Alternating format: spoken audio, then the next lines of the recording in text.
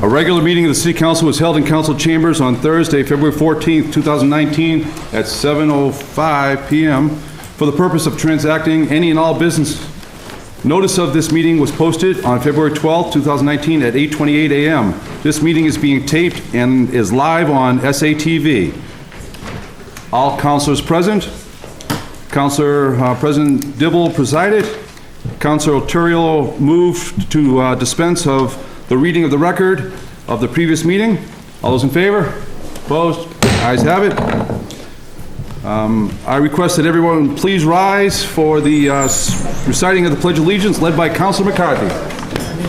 I pledge allegiance to the flag of the United States of America and to the republic for which it stands, one nation, under God, indivisible, with liberty and justice for all. Thank you.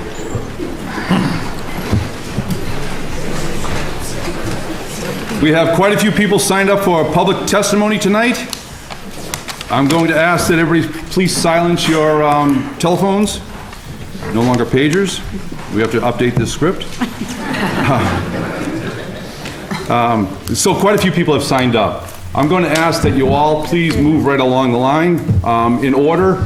I'm going to go down the list in order. We won't be going around like we do in a public hearing. We're going by the list as you signed up.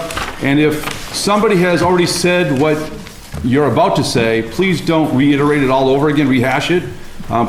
Please simply say that maybe you're in favor or maybe you're against or whatever it is. And that's it, so we can move this along. Otherwise, we're going to be here all night. The Assistant City Clerk will hold up a red flag when you have 10 minutes left. So, I'm sorry, 10 minutes. Most of you know that I like public testimony, but not that much. Please, when you come over to the microphone and call your name, please do so as fast as you can and cite your name and address for the record and give your testimony. We're going to do this right in order, please. We're going to take a few things out of order, hopefully tonight, and get you all home because we have a giant agenda tonight. Most of you are here for 3 different topics. Hopefully we can amend the order and take those up first. So with that being said, public testimony. Again, name and address for the record. We have John Boris.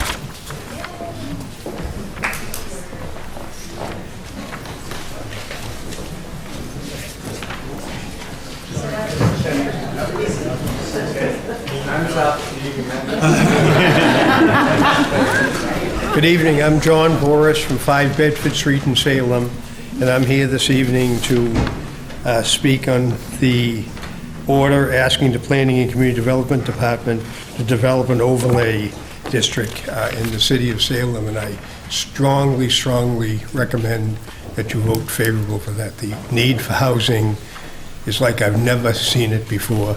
Today alone, I've had 3, one homeless and a couple of others. Instantly, the rents are going crazy. It's just, I can't go on and on. I just please hope that all of you will support that. Thank you. William Legault. He is here.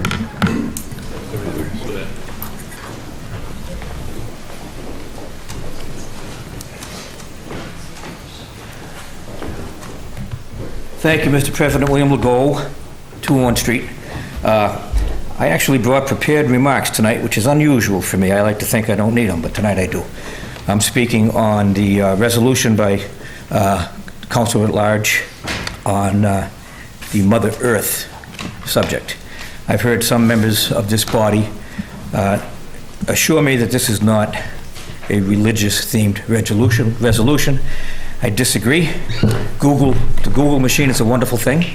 All you have to do is use it, and you can find out who Dr. William Soto Santiago is and what his teachings are.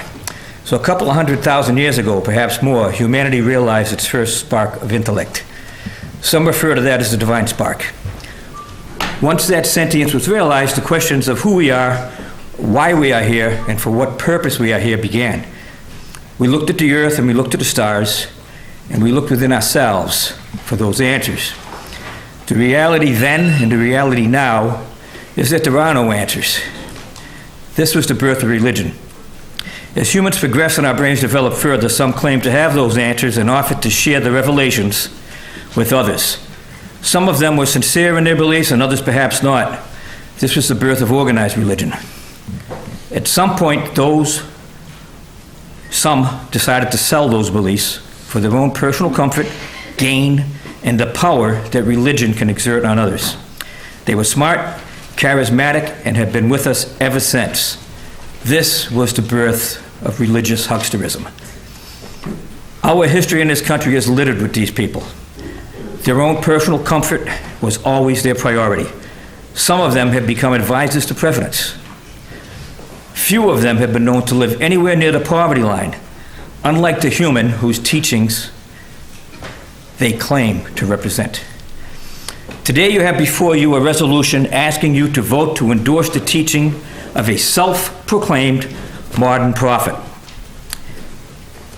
A prophet of the 7 seals from the book of Revelation, predicting the apocalypse, and only the prophet can open those 7 seals in order to save his followers and bring them to heaven.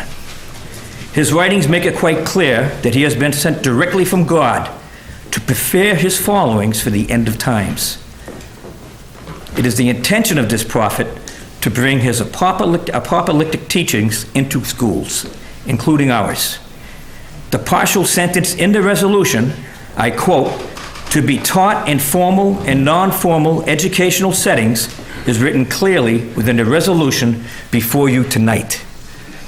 Salem is a tolerant and diverse city, founded by those intolerant of any religion but their own. We are accepting of those who come here to live, work, and worship, but it is not our place or the place of this council or any government body within the United States to try and force, however subtly, religious views on anyone. I very respectfully ask the members here today to vote against this resolution. Thank you very much. I allowed the conversation to go on a little bit. This is our former counselor, out of respect for him. And I don't think I made it clear, but we're going to limit the conversations and the testimony to 1 minute per person, with a red flag coming up from our Assistant City Clerk when you have 10 seconds left. So please look towards our City Clerk holding up your warning, and try to keep your comments to 1 minute. Thank you. Emily Udi, please.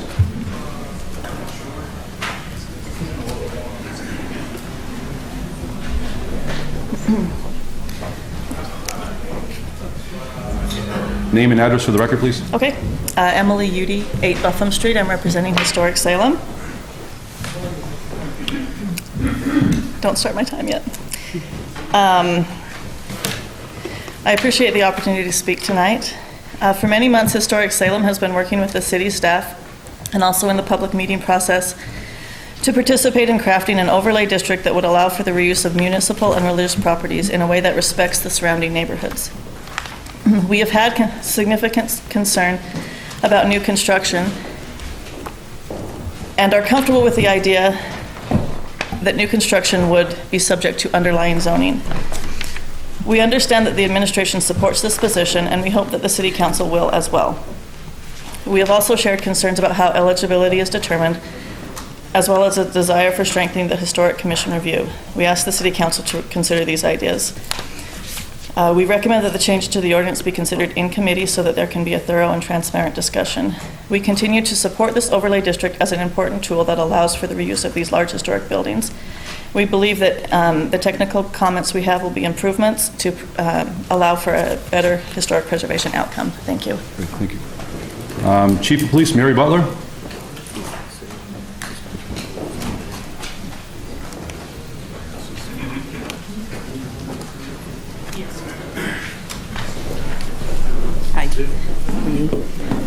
Mary Butler, I'm here just to briefly just talk about the Global Embassy for Peace. So I just want to just say that I did go over to an event that they held over at Lynn Classical last month, and I thought it was a very good event. It was an educational event, and it was really about the genocide of the Holocaust. And what I think that they're doing and what they're trying to do, or at least from my impression from this interaction with them, is that they're trying to educate people about our past, about our history that has happened, globally in the world, and in a way so it does not repeat itself at some particular point. I think that as a person who's in public safety, for 32 years, I've never been able to wrap my head around people that are hateful and bigoted relative to other individuals, regardless of whatever is different, whether it's their skin color or religion or ethnicity, sexual orientation, etc. But the fact of the matter is that we're in a time where we can see there's an increase of that hatred and bigotry, and so to be able to be educated about what past things have occurred, so that we can not have these same missteps in the future, I think that's important.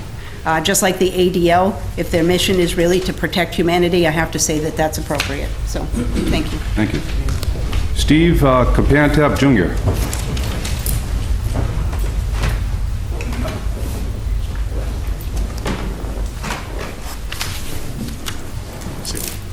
Good evening. Steve Kapantas, 23 Wisteria Street.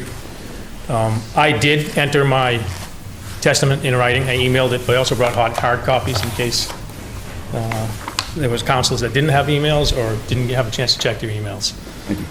It contains most of the salient points that I wanted to make, but my biggest contention is in regards to the recycling material. We have city charter and state laws that require when we're going to make changes to those materials that it has to come to the council, and the city must present to the council cost benefits and benefits to the city before those can be changed. Thank you. Thank you. Patricia Zato.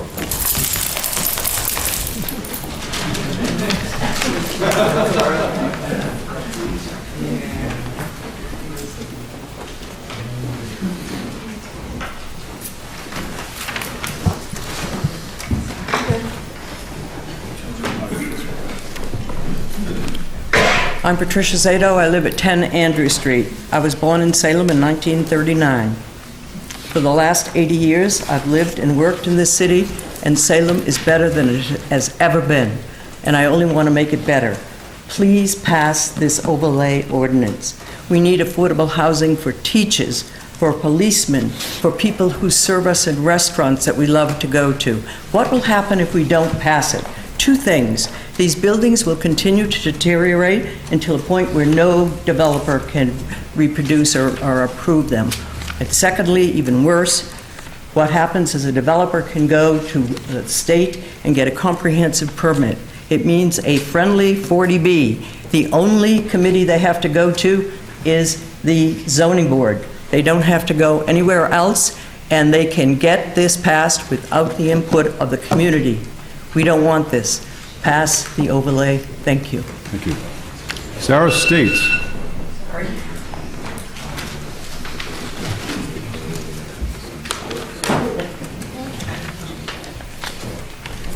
Sarah Stats, 12 Winthrop Street. This is on the zoning overlay.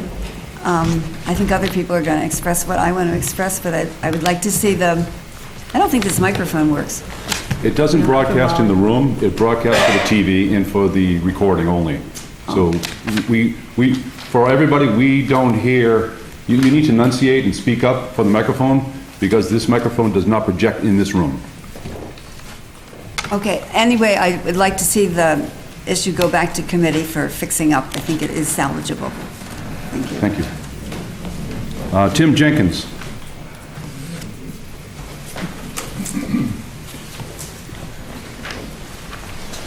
Hi, Tim Jenkins, 18 Broad Street. I'm also here from Historic Salem, but I just want to give you a little background on us. Historic Salem is celebrating its 75th year. We started as a joint venture between the city and concerned citizens in order to save the Witch House and the Bowditch House when threatened by demolition due to widening of North Street. The Witch House was an adaptive reuse as it was converted from an apothecary to a museum, which was recently added to the list of uses that can be installed into a building through this ordinance. To tell one of the most important lessons in our history, which was a tragic event. We are a membership organization, and we invite anyone here or anyone listening on SATV to join. Preservation is the core of our mission, which includes the impact of new construction on the city's incredible historic resources. I think we can also take credit for stopping urban renewal and showing the city our history was and is the core driver of a successful future. Thank you. Thank you. For those standing out in the hallway here, the acoustics are really poor. I encourage you and welcome you all to come in here and here. There's plenty of standing room inside, because I know I've stood out there many times. You can barely hear what's going on. So come on in if you like. That being said, Richard Pevick.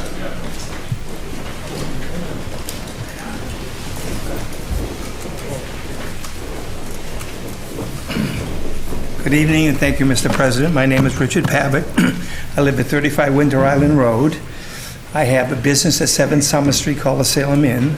I have another business at 68 Congress Street called Salem Renewal, which is a company dedicated to renovation and restoring historic properties. And we've been doing this since 2001, when we bought the building next door, which, when you were here in 2001, look through that window, you would see trees growing out of the 3rd floor. And our mission is to preserve as many historic buildings as we can, and we've done a lot of them. And I am here in complete support of this overlay district, because if you don't do this, as a lot of people say, you're going to lose an opportunity. Now, at Salem Renewal, we have actually contracted with the Archdiocese, along with CDC, to try and do those 2 school buildings. We've gone through them extensively. We had engineers in there, we had architects in there, and we, from top to bottom, and we finally came to the realization that we can't do it.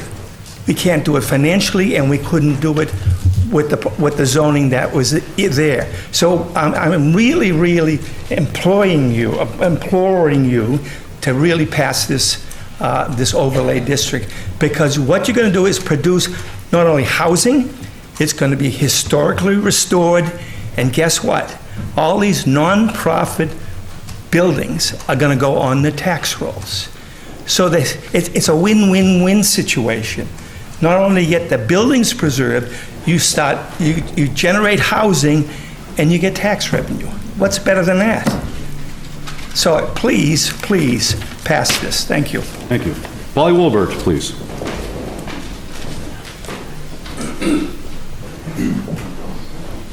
Polly Wilbert, 7 Cedar Street. I'd like to speak on 3 agenda items. The language for the proposed overlay district is problematic. It determines eligibility by use, not ownership. So if a property is used long enough for a religious or church-related activity, it would be eligible, even if a church does not own it. Is that what is intended? For example, there's a church in the Museum Place Mall. Unintended consequences. Under use eligibility, tenancies become a qualifying determinant. Really? Should that qualify a site? The historical qualifying determinant is 50 years of age and 20 years of use, and not historic value. Is that really what is desired? Or should the elements that would qualify a property for preservation be both age and the historic determinants applied under the CPA? The city's municipal garage is 50 years old, but is it a building that would warrant historic preservation?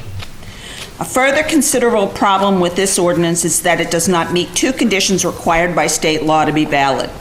Under state law, see Mass General Law, Section 40A, Section 4.1, a zoning district must appear on a map, and any change to a district by any boundary line without adoption of an amendment to the zoning ordinance or bylaw should not be valid without its being passed by the city council. So as properties might qualify for this overlay by law, they would need to be added through a vote of the council.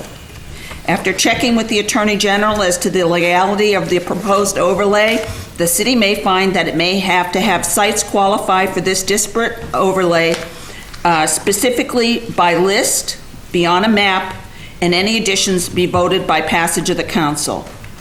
The council should reject the planning board's recommendations as to dimension. There's not a neighborhood in this city that doesn't have a school that, if the building were 55 feet high and 5 stories, with the density that's proposed, there wouldn't be significant negative consequences. Further, under special permit uses on page 4, why is there a number 18 with no detail? Is that an error? Under number 12, the language is not clear enough. It should say exclude on-site dry cleaning, not on-site cleaning.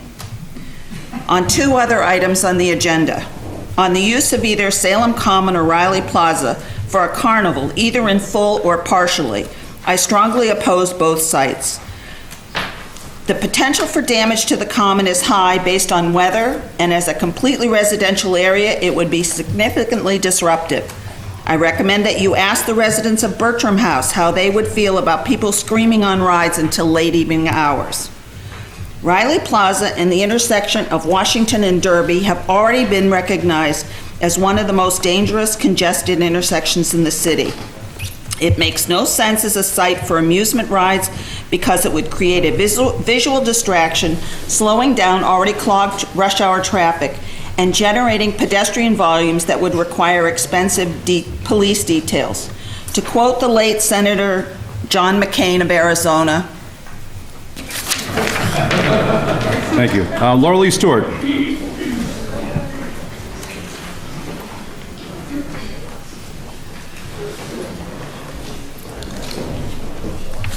Hi, I'm Laura Lee Stewart. I live at 7 Barnes Road. I'm here tonight as the chair of the Affordable Housing Working Group of the League of Women Voters in Salem. Our group has been active in Salem for 10 months. We have sponsored many educational events, study groups, consensus meetings.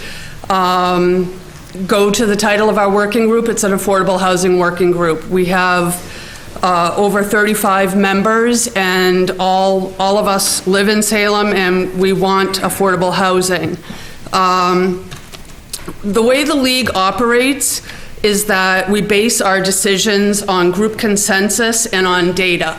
And although this isn't an official league position, this is the will of the Affordable Housing Working Group, which is a subset of the entire League of Women Voters in Salem. I wanted to give you some facts. We do know from our group that we want to promote more affordable housing in Salem based on Salem's needs. We also know that zoning is a tool to accomplish this goal. And from our study groups, taken from the own document here in Salem, anybody can read this and study it, 46% of Salem residents are rent burdened, which means that they're paying more than 30% of their income on rent, which means they don't have money to pay for food and other essential items. It's a painful pinch to be in. Most of our older seniors, or 80%, age 75 or older, earn under $40,000 a year. Okay, I'm not even going to mention the growth we're supposed to see in Salem. I'm talking about who's in Salem right now. We have a significant poverty rate in Salem. We're at 12%. And again, these are all coming from Housing and Urban Development data, the American Consumer Survey, and census. If this piece of legislation does not move forward, these buildings will continue to sit vacant, idle, and further deteriorate. And we will unlikely see the potential to get the affordable housing component that's in this ordinance again in the future of Salem. So I urge everybody to make the decision based on everyone in Salem, everyone's needs, not just on fear, speculation, and a few loud voices that don't want anything in their backyard. Thank you. Thank you. Jennifer Firth.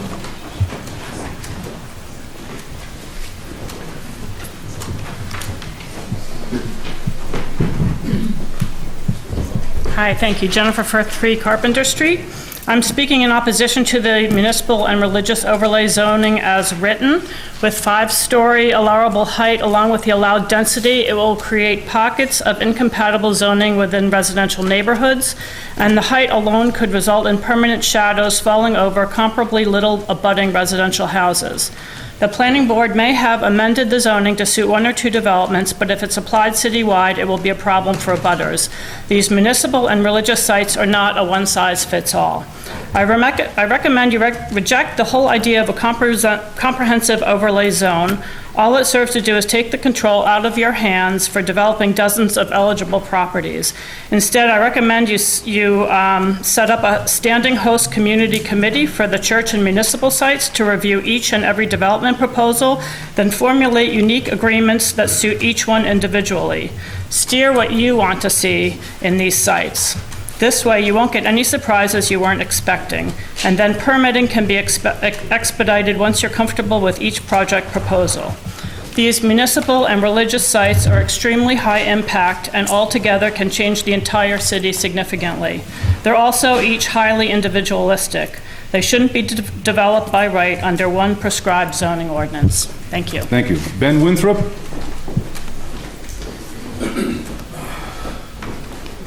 Hey. Ben Winthrop, 3 Essex Street, Salem, Massachusetts. Hope everybody's doing well tonight. I'm speaking on 3 issues of the agenda. I'm going to roll through it quick because I'm respectful of everybody's time. First off, support, once again, having the carnival on the common. Same way I did last time I go around. Let's keep it on the commons. What the common's there for, let's do it up. I can use it twice a day. Happy to have it there. As for the overlay ordinance, it's got to be said, there is no magic pot of money to preserve everything in Salem and turn it into a museum. That's just not reality. And at the same time, even if there was, that would turn us into something akin to colonial Williamsburg, a dead museum as opposed to a living, vibrant community. Devoid of civic life and personality that it is. Salem is not an archaeological site. Salem is a historical city.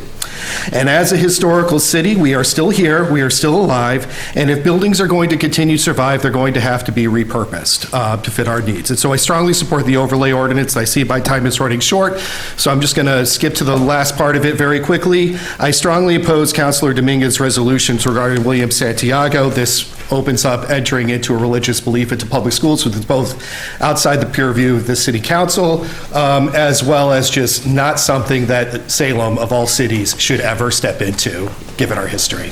Thank you very much. Thank you. Jeff Cohen?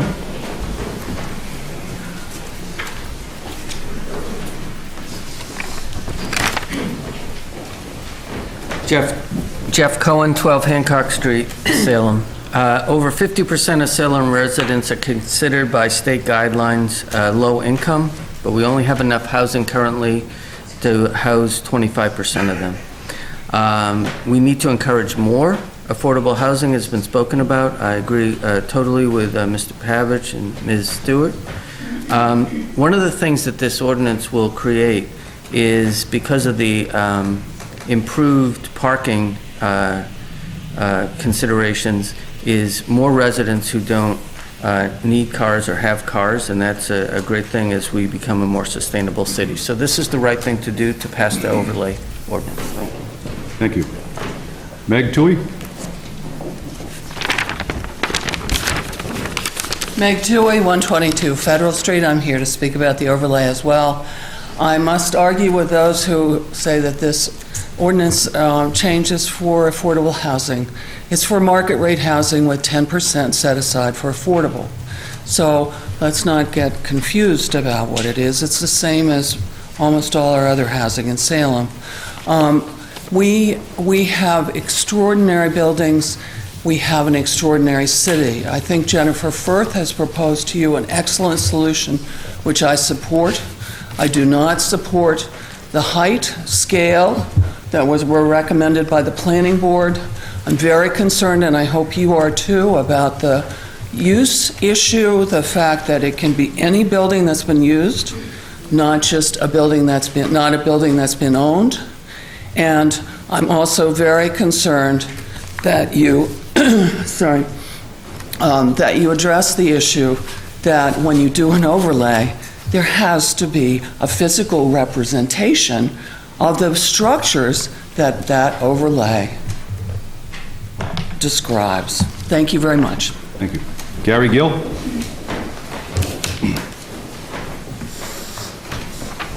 I got a couple Band-Aids. I fell tonight when I came to sign in at 6 o'clock thinking it was 6 o'clock and it's 6:15, so I'm kind of scuffed up tonight. But after hearing everything that I've heard so far, two things. In regards to the religious thing, I don't even want this town to go that route.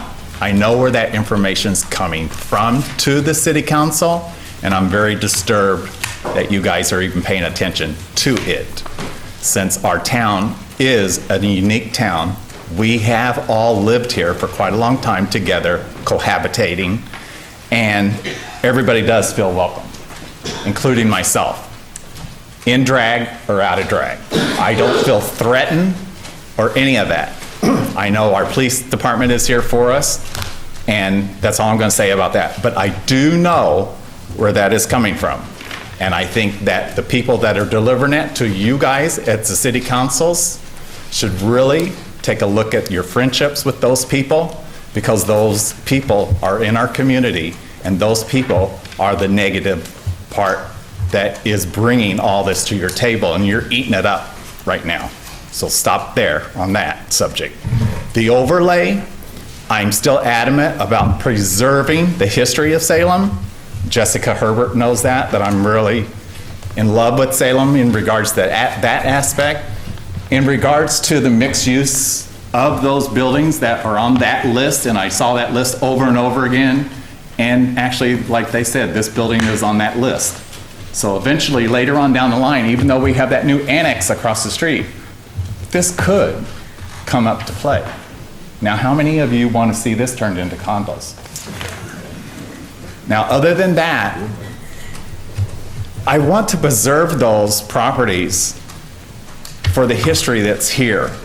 But we know with contractors, sometimes that can't be done. And what scares me the most is that the general contractor or whoever's in charge of that decision will go in speaking on behalf of the city and just say it needs to come down because it's unsafe. And then there's where the problem starts. Because you're going to go with how high is the building, how many parking spaces, how much is the 10%. I still think it needs to go more than 10% for affordable housing. And we talked about that the last couple of meetings, that it could go up. And I think it should go up. But when it comes to the building and the contractors and the money and all that, a building could disappear. And then we can get left with whatever ends up there. So that's all I'm going to say. Thank you. Thank you. Fred Bieberheimer. Hi, Fred Biebesheimer, 17.5 River Street. Just to speak really briefly on the overlay, I'm very supportive of the notion of developing an overlay that can, or some mechanism to preserve and be able to more easily reuse historic buildings in Salem. I do have a lot of concerns after reading the ordinance over and over again, and especially after the changes came back, recommendations came back from the planning board, that some progress had been made at the last meeting, where there seemed to be some agreement that we want to preserve the buildings but not burden neighborhoods with buildings that can be 55 feet tall and so forth. So I urge you to debate that and consider putting it in committee if we can't come to a consensus, so that it actually does serve the neighborhoods that these buildings are in. Thank you. Thank you. Justin Whittier.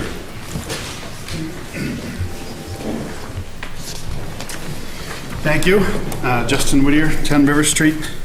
I want to speak about the overlay, and I want to emphasize, first of all, that this is not about affordable housing, however you feel about affordable housing, and this isn't about buildings remaining vacant. The debate that we're having here is about the extent of new construction that should happen on these properties. Now, the mayor has come out herself publicly to say that she is in favor of limiting any new construction to the underlying zoning. And that's the way it should be. That's welcome. I hope the council will agree. Failing that, this ordinance should not be approved. But in any case, this needs to go to committee because there are numerous remaining problems. Just one is the eligibility, which has been briefly addressed before. This should be based on ownership and not use, because otherwise you end up with a situation, as has been described with the mall, where you have a small church use in a very large building, which could then become eligible. If it's not eligible already, I frankly don't know. Do you really want to see that become a residential property with no limit on the number of units that could go in it as an existing building? I don't, and I would think you would not. The parking is another issue which I won't get into. I just briefly want to say on the question of the proclamation, which Councilor Domingo has introduced, I don't know a lot about this. I don't know what the answer is, but I do just want to say that we should not be vilifying the motives of people who have introduced it. I know Councilor Domingo is a very accepting, tolerant, broad-minded, thoughtful person, and if he thinks this is something worthy of your consideration, I hope you'll think about it, whatever your decision is. Thank you very much. Okay. Ellen Simpson.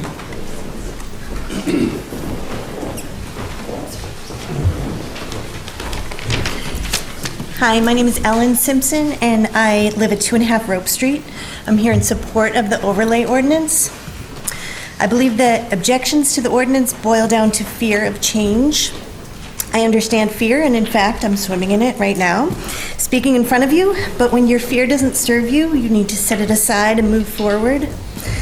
We can pretend it's possible to keep Salem as it is right now, but change is not going to stop coming, simply because our population is growing. We can be unprepared and deal with it haphazardly, or we can be proactive and do it well. In developing old buildings for new uses, there will be challenges, but we are a city of smart people, and we can solve those challenges. I'm confident that the ordinance will keep us moving forward. I hope you share my confidence and that you will each vote in favor of the ordinance. Thank you. Thank you. Judith Riley. Hi, my name is Judith Riley. I'm at 20 West Avenue, Apartment 3. Congratulations on your literal elevation. I'm here to speak in favor of the overlay ordinance. As a member of the working group on affordable housing of the League of Women Voters, I just want to say that although affordable housing is a very complicated area, we're not confused about affordable housing. We know that there are many pieces, and one of them is production of housing, whether or not it's 10% set aside for affordable subsidized units.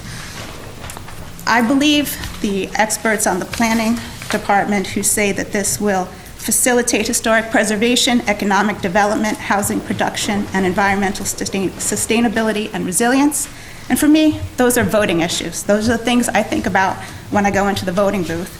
And I really hope that, as Ellen just said, that we can move forward into the future here in Salem without fear, making changes that'll make our city a little bit better. I think this is one way to do it. And I just want to point out one technical point from Mr. Daniels' letter. He says it's not possible to change a conforming use to a non-conforming use. So I don't think we can make the changes we need to make with the existing law. Thank you very much. I'd like to remind you all, we still have another dozen or so people on the list, and I apologize. We're going to try to speed this up a little bit. If you can all please pay attention to our assistant clerk over here, and I'd like to ask our assistant clerk to hit the buzzer when we've reached a minute. Okay. With that, Kathleen Injame, please.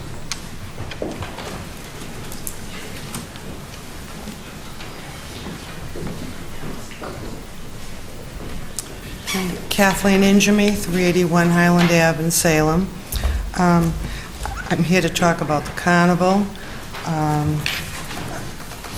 I'm against it being at Raleigh Plaza. I own two businesses right across from Raleigh Plaza, and I know the day-to-day, how it's so busy around Raleigh Plaza when it's not even October. It's extremely busy, congested. People come out of Raleigh Plaza, they don't see the sign, they go up Margin Street towards the post office. That's an accident just waiting to happen. With Canal Street, 1A people coming down, and then the Marblehead people is just totally congested, and I think it's an extreme safety issue. That's it. Great. Thank you. Oh boy, what does this say?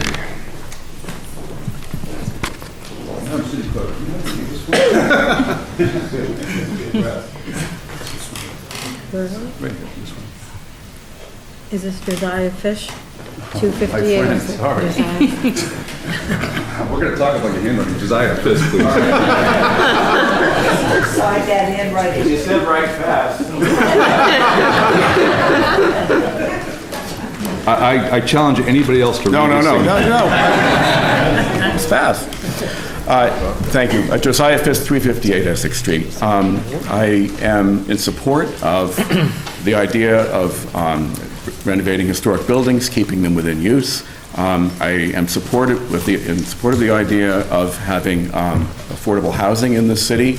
I think the fact that people are talking about that so much with an issue that is not really connected to it, it is in some way, but speaks to me to the fact that there needs to be some much more comprehensive discussion and planning around that, and that it should not be done as part of this other exercise, which is primarily about preserving buildings and reusing buildings so they don't get torn down. I want to say that I believe that this is not ready to be approved. There are many issues with it, as Polly Wilbert and others have mentioned. We need to look at, for instance, if someone owns something that is eligible and they buy the property next door, does the eligibility transfer? There are many, many issues like this. I ask that it be voted that it go into committee, and if certainly that it is not ready to be approved today. Thank you. Tessie Goggin Riley.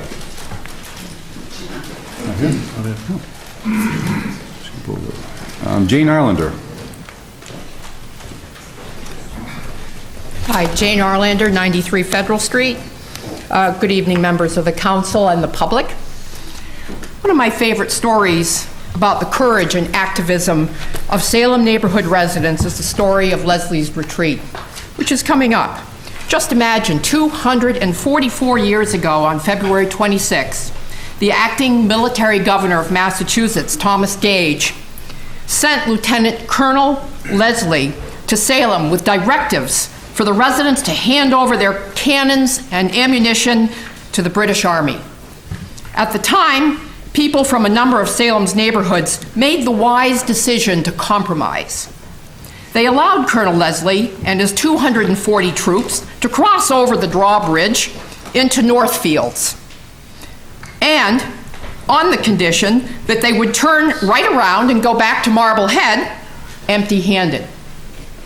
Well, over the past 6 months, Salem's neighborhood residents have again been presented the directives in the form of an adaptive reuse overlay district ordinance. This time, the directives don't come from Governor Gage, but from the Metropolitan Area Planning Council and its acolytes. During the past 2 joint public hearings, the council has had the opportunity to listen to the compromises put forth by neighbor residents, allowing for the reuse of old vacant buildings in their neighborhoods. We want reuse. We want them to be turned into housing. It is now up to this council to work with our compromise and amend the January 29, 2019 version, that's the version with the new planning board recommendations, that ordinance, so as to better suit the needs of Salem's residential neighborhoods and all the other sectors that have spoken here tonight. Thank you. Thank you. Chuck Von Braun. Chuck Von Bruns. Brief comment about the overlay district. I feel that the ordinance is a document so loosely written that any developer with a good attorney, and there are a lot of them around here, could put housing in almost any part of Salem that it wants. It is a great idea to clear the way for responsible development of a few large unused religious properties in Salem, but it is not okay to largely wipe away a zoning system that has been positively productive in the past. In my opinion, the ordinance as currently written should be voted down. At the very least, though, the proposed ordinance should be sent to committee to have it more closely thought through and have its language tightened up. Salem deserves better. Thank you. Mr. Von Braun, your address for the record, please. 3 River Street. Thank you. Gretchen DeHulik. Hi, Gretchen Double 68 Essex Street. I live 2 houses off the Common, and I'm speaking about the carnival on the Common. I already feel the burden of haunted happenings every October. I don't think we can manage the density and congestion of additional carnival activity on the Common. To be clear, I don't think anyone wants to live near a carnival, and I think some people are financially inspired to endorse it. I'm opposed to this use of the Common because of the noise pollution, light pollution, garbage, and fumes it brings with it. The damage to the common lawn is never adequately repaired in the aftermath of these events. I'd like to see Salem support a more environmentally and resident-friendly alternative that will attract the desired foot traffic for our local businesses. Thank you. Elaine Whitman.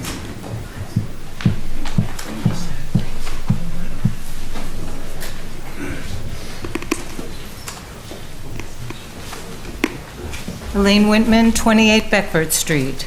I totally support affordable housing, and I totally support reuse, and I totally support the St. James project as described. It's appropriate because the church is 5 stories high, so then the new stuff will be 5 stories high, but not everywhere and not in every place. And if we're really talking about housing and affordable housing, why do we stop at 10%? That's just regular. So everybody else had said some wonderful things, but I wanted to put my 2 cents in. Thank you. Thank you. Robert Zastro.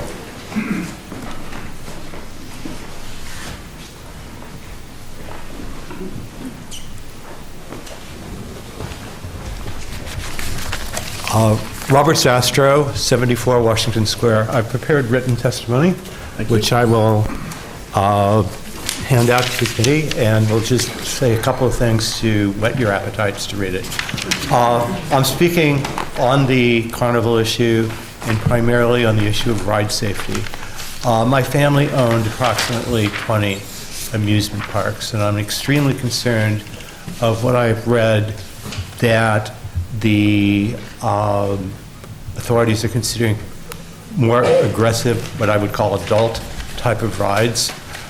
They pose a serious risk. The fatality statistics from amusement parks are actually quite scary.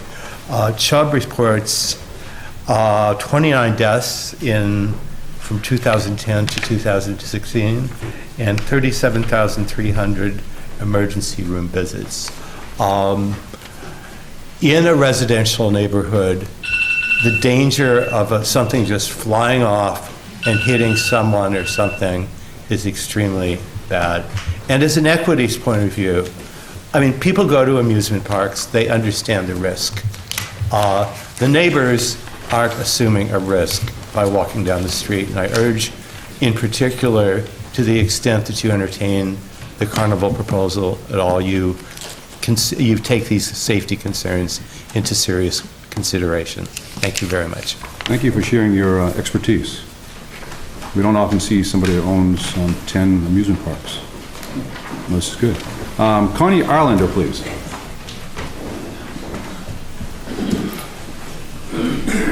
Connie Arlander, 91 Federal Street. This adaptive reuse overlay district will have implications for decades, if not generations, in our city of Salem. I urge the council take a step back, pump the brakes to allow time to rework this. Maybe there might even be parcel by parcel analysis rather than a citywide one. I support the reuse of these large historic buildings, but not the ordinance in its current form. I hope you'll listen to what the people have said in the last meetings and tonight.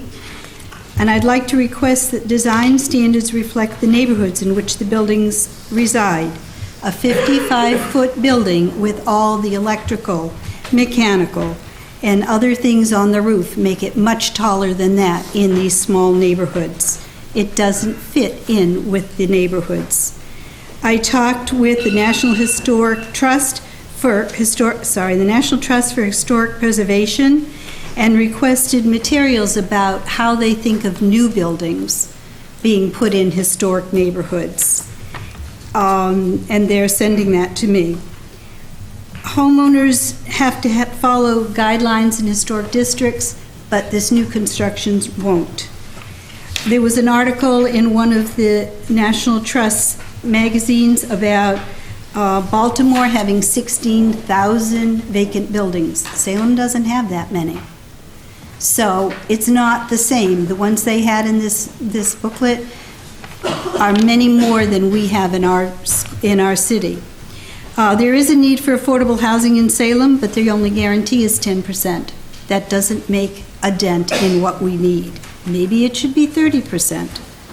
And the councilors should either vote this ordinance down or, at the very least, submit it to the council's Committee on Licenses, Ordinance, and Legal Affairs so it can be continued to be worked on.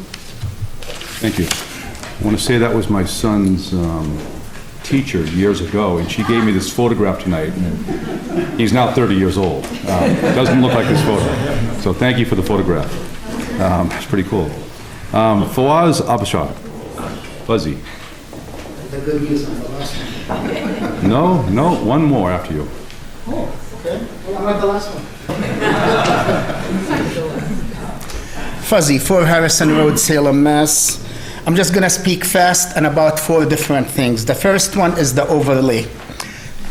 This is not about affordable housing. This is about housing market value. It has nothing to do with affordability. It would not increase affordability. Any building comes with the 10%, and this doesn't have more. I don't even know if it's going to get the 10% because we're going to lose the parking and other things and all different things, you know. Before we changed schools, 1 and 3 Broad Street were changed, and we didn't need any change in the ordinances. I don't know why you need it now. I think we could do all these things without any changing, without any ordinance. I don't know why some people want to do this. This has to stay under council control.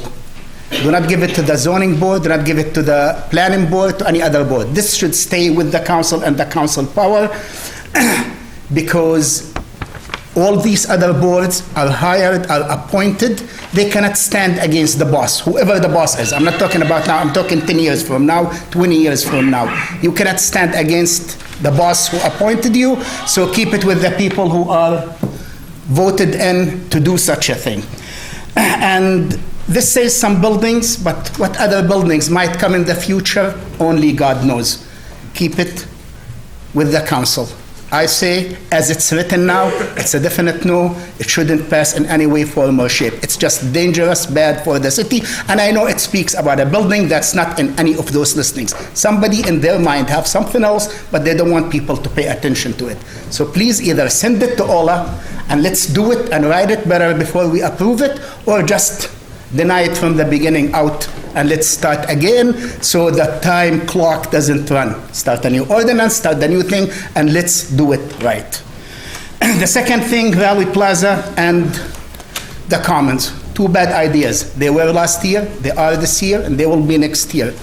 Unless major changes happen, I still say no. And by the way, I am against the ship on Washington Street as well. So that smart genius idea, whoever came up with it. Give me 1 sentence for your 4th topic. We're over time. Give me. Okay. The last one is about the blood drive. This is not about religious. You were in that meeting. All the councilors were invited. They didn't take the time to come. Many of the people were invited. They didn't show up. I was in that meeting. I saw the presentation. You saw the presentation. I was in many of their events. It is about promoting giving blood. You know who takes the blood? The hospitals. They don't do it. It's not religion. It's not promoting anything. Hospitals come with their trucks and they draw the blood and they do everything, and it goes to hospital to save lives. And what they do, they teach people about the importance of donating blood and when it's safe and how it's done. It's all about something good for the community. I've been for at least a year in their events, and I never heard a single word about religion. Did you in that meeting? Did anybody who showed up in that meeting? No, it has nothing to do with religion or anything religious. This has to do with something very, very important to all of us. Giving blood. We need it. They need it everywhere. There is no reason on earth why Salem cannot have a blood drive to help our communities. And you were there, you know exactly what I'm talking about. Thank you. Thank you. And last but not least, Jessica Herbert, please.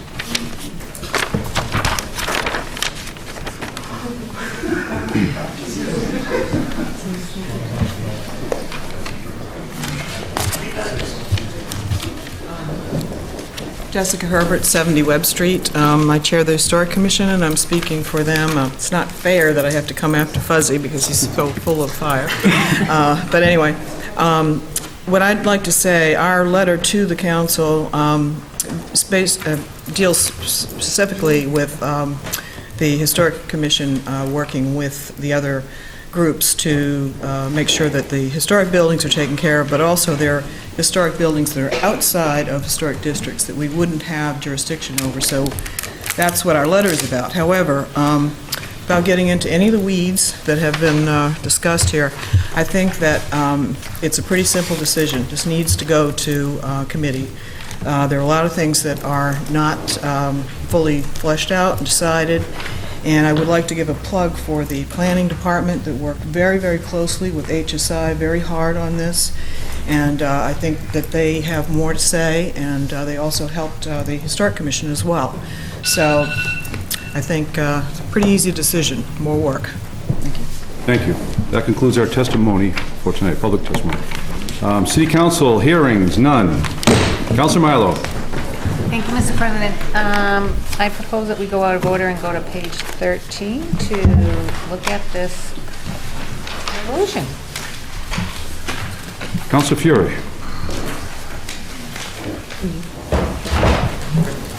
Thank you.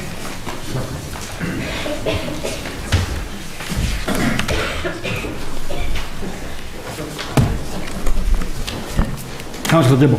Thank you, Mr. President. City of Salem, in City Council, February 14, 2019, resolution.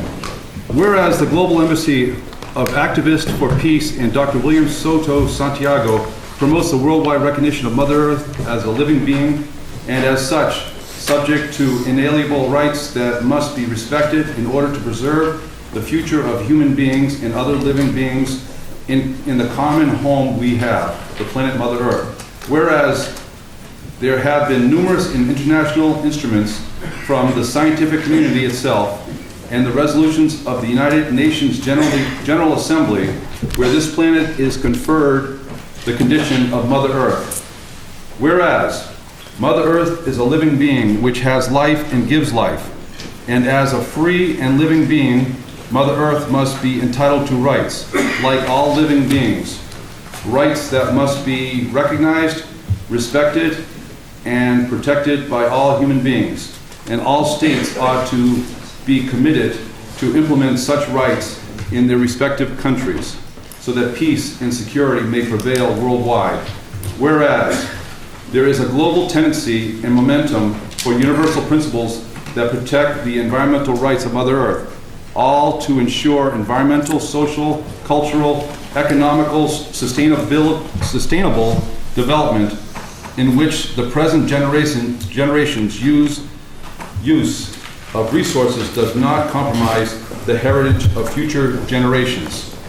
Now, therefore, be it resolved that the Salem City Council hereby make this constitutional proclamation of rights of Mother Earth to be taught in formal and informal and non-formal educational settings for the dissemination and promotion of these rights in all media outlets, so that progressive measures be established in the different countries of the world for its recognition throughout the nations of the earth, to be binding and incorporated in their internal legislations and effectively implemented through the relevant bodies. And that it further be resolved that the City Council make this resolution a matter of record of these proceedings. Councilor Dibble, on discussion? And I move for adoption. Yeah, I'm moving for adoption. On discussion, please. Yes, very briefly. I've met with a couple of councilors, and the chief of police, a few others have met with the Global Embassy. I've met with them 4 or 5 times and learned quite a bit. There's some 900 cities all around the world that have endorsed and signed this proclamation. 900 cities, 23 countries. The state of Massachusetts is presently considering it as well. This group teaches a lot of history lessons, and I thank you for your efforts. A few of them are here today. History, climate change, pollution, civil rights, human rights for everyone is stressed throughout.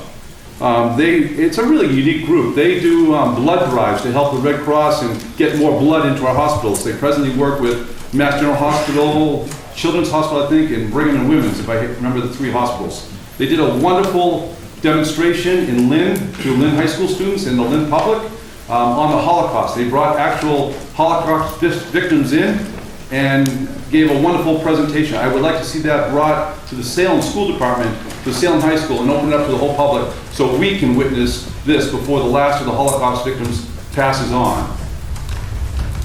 Thank you, Mr. President. Any further discussion? Councilor Dominguez. Thank you, Mr. President. I am in full support of this effort, and I move to suspend the rule to allow Juan and Dulce Gonzalez to briefly come forward and address us. I had to say, for a personal reason that I happen to know Juan and Dulce Gonzalez for many, many years. And there are people that really, really advocate for human rights. And I'm very happy to see that we can have a conversation in Salem so we can be educated on human rights, because your right is my right. I believe that when you know exactly deeply what it's all about, you're going to find out that you're going to agree with us. So I would like to suspend the rule, you allowed, so they can come forward. There being no objections, Juan and Dulce Gonzalez, please.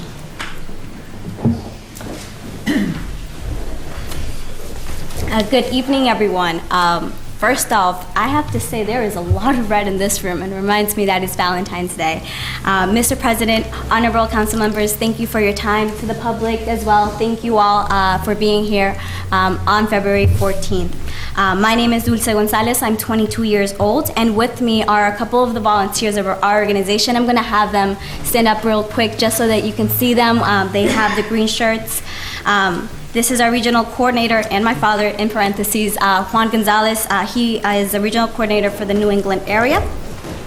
On behalf of our executive president, Dr. William Soto Santiago, a man who has worked for over 50 years in protection of human rights and the rights of our planet Earth, please receive our most cordial greetings.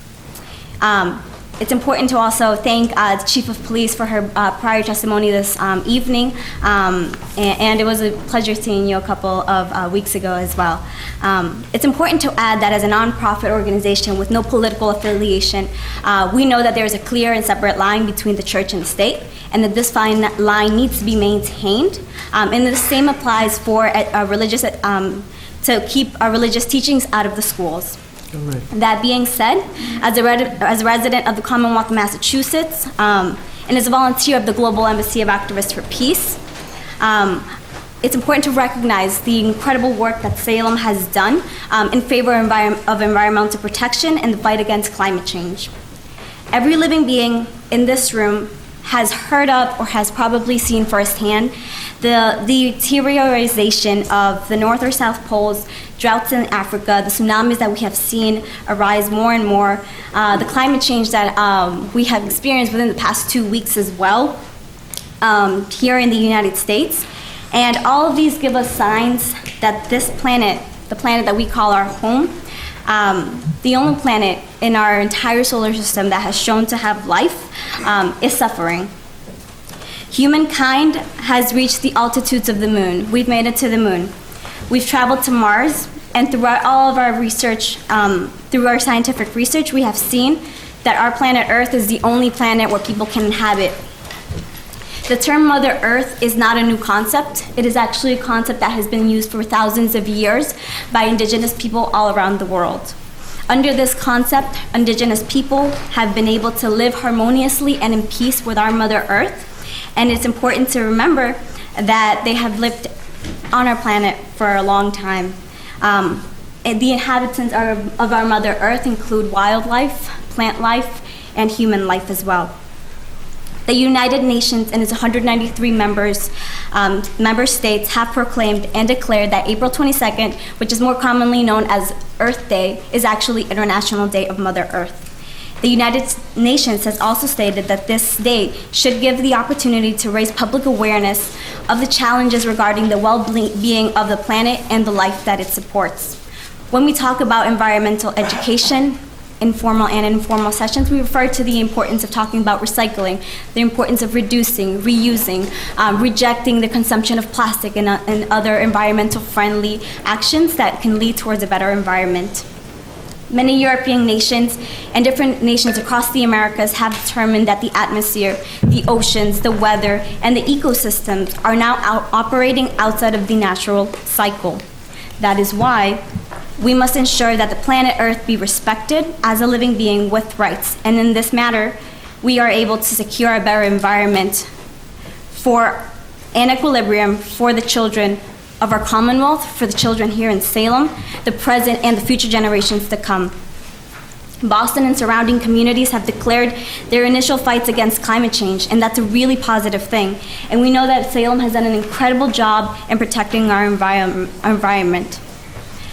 On that note, in the name of the volunteers of the Global Embassy of Activists for Peace, in the name of over 1 million people all around the world who have supported this proclamation of the rights of Mother Earth, in the name of those who support that Mother Earth is a living being, in the name of the other over 900 cities, mayors, towns, universities, schools, businesses, and environmental professionals who support this initiative, thank you for the actions that you take in favor of a concrete establishment for environmental justice here locally, in our state, in our country, and in our planet.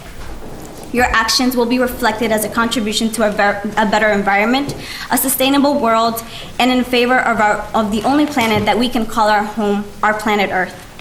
To close my part this evening, I'd like to also give you the opportunity, and thank you for the opportunity that Salem has extended through our program of Life is in the Blood and its blood donation section. We invite everyone in the audience this evening to also participate on our blood drive on March 21st, which will be held here at City Hall. So you can dedicate a little bit of your time to promoting equality, love, tolerance, and a world free of racism. And how can you do that? By taking real actions, by extending your arm and donating blood as human beings. We are the only source for this vital liquid.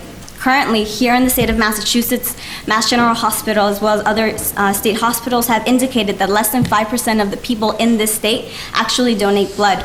This has led to the lack of blood at hospitals, which has actually placed patients. You're talking about cancer patients, you're talking about children, and different members and patients who are at these hospitals at risk of losing their life.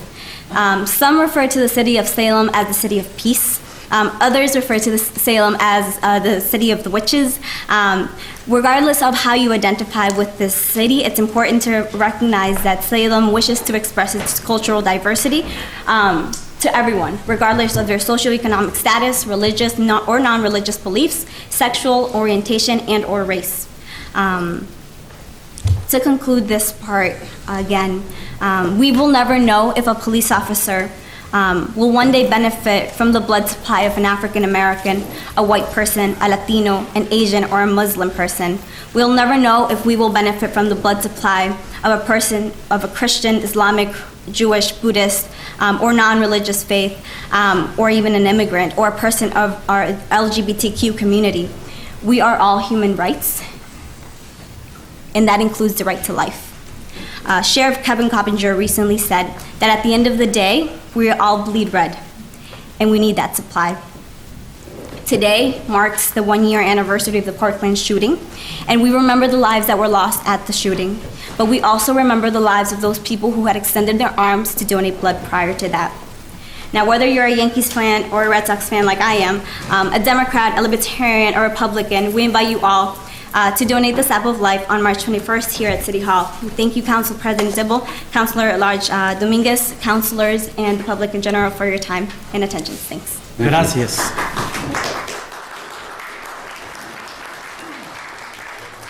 That was an impressive presentation by a very young lady. Juan, you should be incredibly proud of your daughter. I'd like to say that I was the second person to sign up for the blood drive. Councilor Dominguez was the first. He beat me. Okay. Any further discussion? Councilor Gerard. Thank you, Mr. President. I have several concerns about this resolution because we don't actually ever tell the schools what they can teach. We don't tell people what they can talk about in non-formal educational settings. This isn't usually what we do. This is totally inappropriate. Furthermore, as a Jew who lost family in the Holocaust, no one else but another Jew will tell our story. So it is not okay. Any further discussion? Councilor Terrio. Councilor Milo had her hand up before me. I'm sorry, Councilor Milo first. Thank you, Mr. President. I would, I mean, this looks like something that I can support. The only thing I would say is, I think we're definitely out of our lane when we're talking about formal and non-formal educational settings. And there's some reference to constitutional proclamation. I mean, I would suggest we take out constitutional and maybe we put something like the rights of Mother Earth to be encouraged, and take out the educational setting language so that progressive measures, et cetera. So, you know, I'm okay supporting it with those little changes. If you can write up those changes. Councilor Terrio. Thank you, Mr. President. I have, ultimately, when I look at a resolution like this, and I appreciate the work that this group is doing. I really appreciate and completely support their petition that's in here later on to reserve spaces to hold a blood drive. I think that's tremendous work, and we have a lot of religious affiliated institutions in this city that do a lot of good work. But I am, and again, I share some of this with my colleague from Ward 6 as well. As a Jewish person, as a person who's deeply secular as well, you know, I have a lot of discomfort with doing a direct endorsement of the action. And yes, this is a offshoot of Mr. Santiago's preaching, but it's still something that I have that's not at the kind of distance that I would have a comfort level endorsing and getting myself behind. So it's, you know, I am pleased that they're doing this work. I welcome them to Salem, and I welcome their efforts, but this is not a resolution that I would be able to support. Councilor Peterson. Thank you, Mr. President. I say this very respectfully and appreciate a lot of the tenants that were mentioned. I support them as well and do a lot of work in the city here around environmentalism and things like that. I have some serious concerns about this resolution. I did some research on the gentleman that's mentioned in the resolution, and I feel very uncomfortable endorsing it based off of what I've learned about him, and also as other councilors have mentioned about sort of dictating what's happening in the school system. That is not our purview. So I'm very uncomfortable with that as well. And I also understood from the presentation that this has something serious to do with blood drives, and that's not mentioned in here at all. So it feels a little confusing about what the end goal is of passing this. So I will have trouble supporting this. Any further discussion? Councilor Madore. Thank you, Mr. President. I want to echo my colleagues from Wards 5 and 3 and 6, and I read through this resolution several times, and I did not learn about their efforts in our community, and I'm surprised to only hear of them before we in front of us that at this moment that we're trying to vote on this resolution.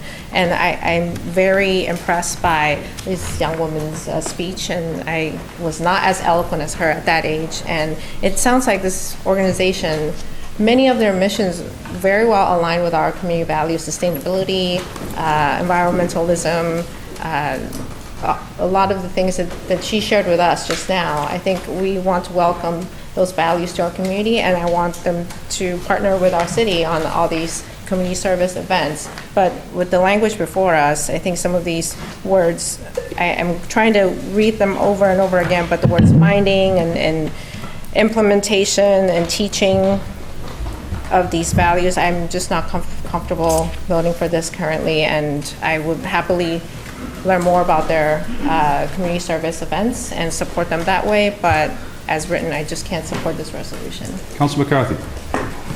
Thank you, Mr. President. I'm not going to repeat everything that was said. All I'm going to say is we have a long night in front of us, and I don't think that Councilor Milo needs to start scribbling changes to try to come up with language in front of us tonight in order to take a serious vote on this. I mean, I was very impressed with what was said. I do, as has been stated, I have some problems with some of the language. Rather than sit here and try to debate language right now, I don't think that's, going to get us anywhere. And I have the utmost respect for what they're trying to do. But I would say that I would make a motion to refer the matter to whichever committee everyone wants it to refer to, and try to put some language in front of us that addresses some of the concerns that some of the people have with regards to some of the language that puts us, as Councilor Milo stated, she uses one of my favorite lines, so we can stay in our lane. I would suggest that whichever committee someone wants to refer to, it doesn't matter to me. Councilor Dominguez, would you welcome a friendly request to put in the committee? Thank you, Mr. President. I do welcome the friendly amendment that Councilor McCarthy just referred. And I think that, the fact that we have some language there that maybe some of my colleagues are not very comfortable with, we can bring it to committee. This is a reflection of exactly what's going to happen on the next subject that we have. I think that as a body, we need to understand that what is right for you is right for me. What is right for everyone is right for everyone. But I wanted to point and answer a couple of questions just before. I wanted to bring it to the committee. But I think that the fact that we don't know some issue might be scary. And I think that's why we have Dulce Gonzalez and Juan Gonzalez here. We can meet with them. You can hear them. And they're going to answer your question. I don't think that nobody trying to cross the line and trying to do something that is going to be no beneficial for the city. What they're trying to do is for the betterment of the whole planet, for the betterment of the city. So I'm accepting the friendly amendment from Councilor McCarthy. On the motion by Councilor, McCarthy, and approved by Councilor Dominguez. Find a committee for it. Sorry, Councilor McCarthy. I'll leave it to you to your ultimate wisdom into which committee it goes to. Because at this point, I didn't make a suggestion relative to a committee. Thank you. Okay. On your request to have it go to committee, I'd suggest to go to Community and Economic Development. Councilor Milo. Thank you, Mr. President. I think maybe Government Services might be appropriate. Government Service. That's fine, if that's the will. I mean, sure. So moved. Okay. At the request to have the matter referred to the Committee on Government Services, all those in favor? Opposed? Ayes have it. Co-post to the committee. Okay, Councilor Milo. Oh, I'm sorry, co-posted? Yes, thank you. Councilor Milo. Thank you, Mr. President. I now move that we continue out of order and go to page 19 for the overlay zone. Page 19, you said? Thank you. Communications from city officials. The communication from the planning board submitting their recommendation and amendments to the proposed zoning for the municipal and religious overlay districts, and a letter from the city planner providing clarification, edits, and recommendation on one item. Full text of both the planning board's recommendation and city planner's letter are below. Councilor McCarthy. Thank you, Mr. President. I move that it be received and move to receive and file the planning board's recommendations and the letter from the city planner. Under discussion? Thank you, Mr. President. First, can we take a vote? We're just receiving them. We're not taking any formal action, so can we vote on that first? Yes. Under the recommendation by Councilor McCarthy to receive and file, all those in favor? Opposed? Ayes have it. Thank you. Councilor McCarthy. Thank you, Mr. President. Before we get into whether or not we want to actually take a vote on this, or whether or not we want to refer this to License or Legal Affairs, I think that we should first everyone should take a big giant step back, and I want to thank everyone for coming out tonight. This is the third Valentine's Day that I've had to spend here with all of you, with my colleagues, the city clerk, and my lovely wife's watching at home going, I can't believe he's saying something like this. But we're going out tomorrow, so that's fine. It's part of the job, and I get it, and I respect that. But that being said, I don't think that any of us, and with all due respect to the planning board and what they do, I mean, I can't get into their mindset as to why they propose these changes, and I think it would be more of they would like to have their flexibility built in and work backwards, as opposed to limiting and then trying to ask for relief or whatever you want to call it. So, but I want to say that after the first two public hearings we had on this, I want to, first, because if this matter does go to committee, I want to have a starting point that actually makes sense so people know where we're starting from. So I would move that, that the recommendations from the planning board, how can I put this nicely? We kind of, we don't accept those, and we go back to the work that was done by Tom Daniels and the planning department relative to, that was prior to our last public hearing on the matter, and we adopt those as written for discussion and for however we decide to move forward, which would be, does someone have an actual copy of it? I don't have mine. Can I have it, please? Can we submit that for the record? Well, I've got some notes on it. Okay. Do we have a copy of that? I'm sorry, what? Of the planning board's from prior to the last, The edits? yes. Yeah, they're all in here, but Okay. you have it. Yeah, I have it. It's actually, this is one of the ones that came in the big folder of everyone's comments, which would just go back to address a lot of the concerns that a lot of people had relative to any new buildings on site would conform to the underlying zoning. Everything that was all said tonight. I mean, we're not going to sit here and try to rehash this whole document, which I think is, we can't get into that. But I want to, it's just so that we, if the will is to move it to committee, that we actually start at that place, at that spot, so not knowing that we have to spend the first amount of time, and because if it is, the will is to go to committee, we're going to start with a base document, and I think that this is the base document everyone wants to start with, and I think that's where we should be at. With that, I also would like to, thank you, Council. I would also like to, if that would be my first amendment to what the planning board sent us, that we first ignore a lot of what they say, unfortunately. I usually like a lot of the work they do. They seem to be very thoughtful. On this one, I don't know what was going on. But I like them all. So on this one, we're just going to be respectfully disagree with. But I think that we go back, my amendment would be that we amend our language back to prior to what came back from the planning board, if we can do that. If someone will second that, or... Second. Thank you. Any further, if you want me to keep talking about it, I will. No, just wait until you're finished. So that would be my first amendment. My second amendment would be relative to one of the issues that came up, would be relative to parking, in the parking section, because I'm also very respectful of the fact that when we look at some of these properties and how they're going to, the potential to take an historic building and reuse it, and the fact that they're historic sites, and I can't speak for every site, because I don't know what they all are, which is one of the topics that came up, which I don't know how to take that, because when we first came to the first meeting, someone, I don't know who it was, asked the administration or the planning department to come up with a list of sites, and they took that list of sites and ran with it like it was, like we were trying to rezone the whole city, and I believe the council president at the time who sat over there said, I think we're trying to drive religion out of Salem, because all the religious uses we were taking up, and that wasn't the point. The point was, we set some criteria, and the list was sites that fit the criteria, and now everyone wants to go backwards on that one. So I'm not really sure where we are on that one, so I think that we need to take that up. But relative to parking, some of these sites are in historic districts and also residential districts, in which residential districts that have residential parking. So my amendment to the parking section would be that we amend the language in parking to any development on these sites, if it's in a residential parking district, that the residents of the site be excluded from the ability to be in the residential parking zone. Therefore, they can't park on the, we're talking about taking a building that potentially could have 20, 30, 40 units in it, and we're going to try to burden them. I shouldn't say that's the wrong word.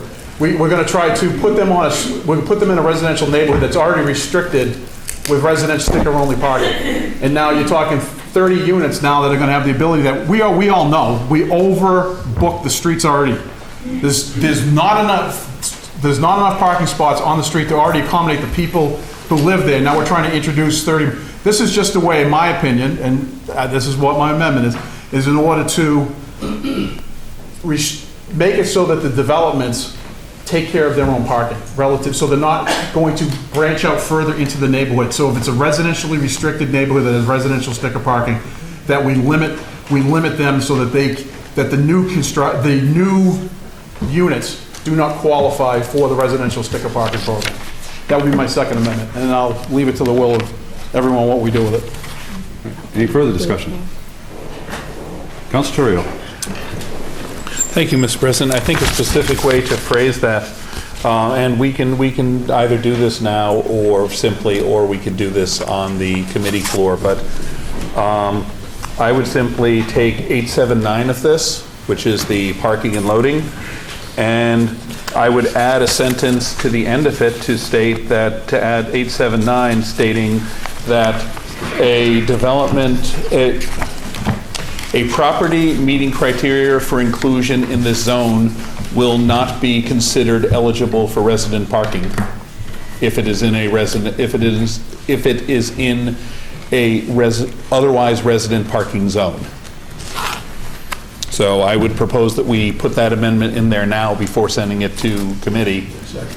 Seconded by Councilor McCarthy. Any further discussion? Councilor Gerard.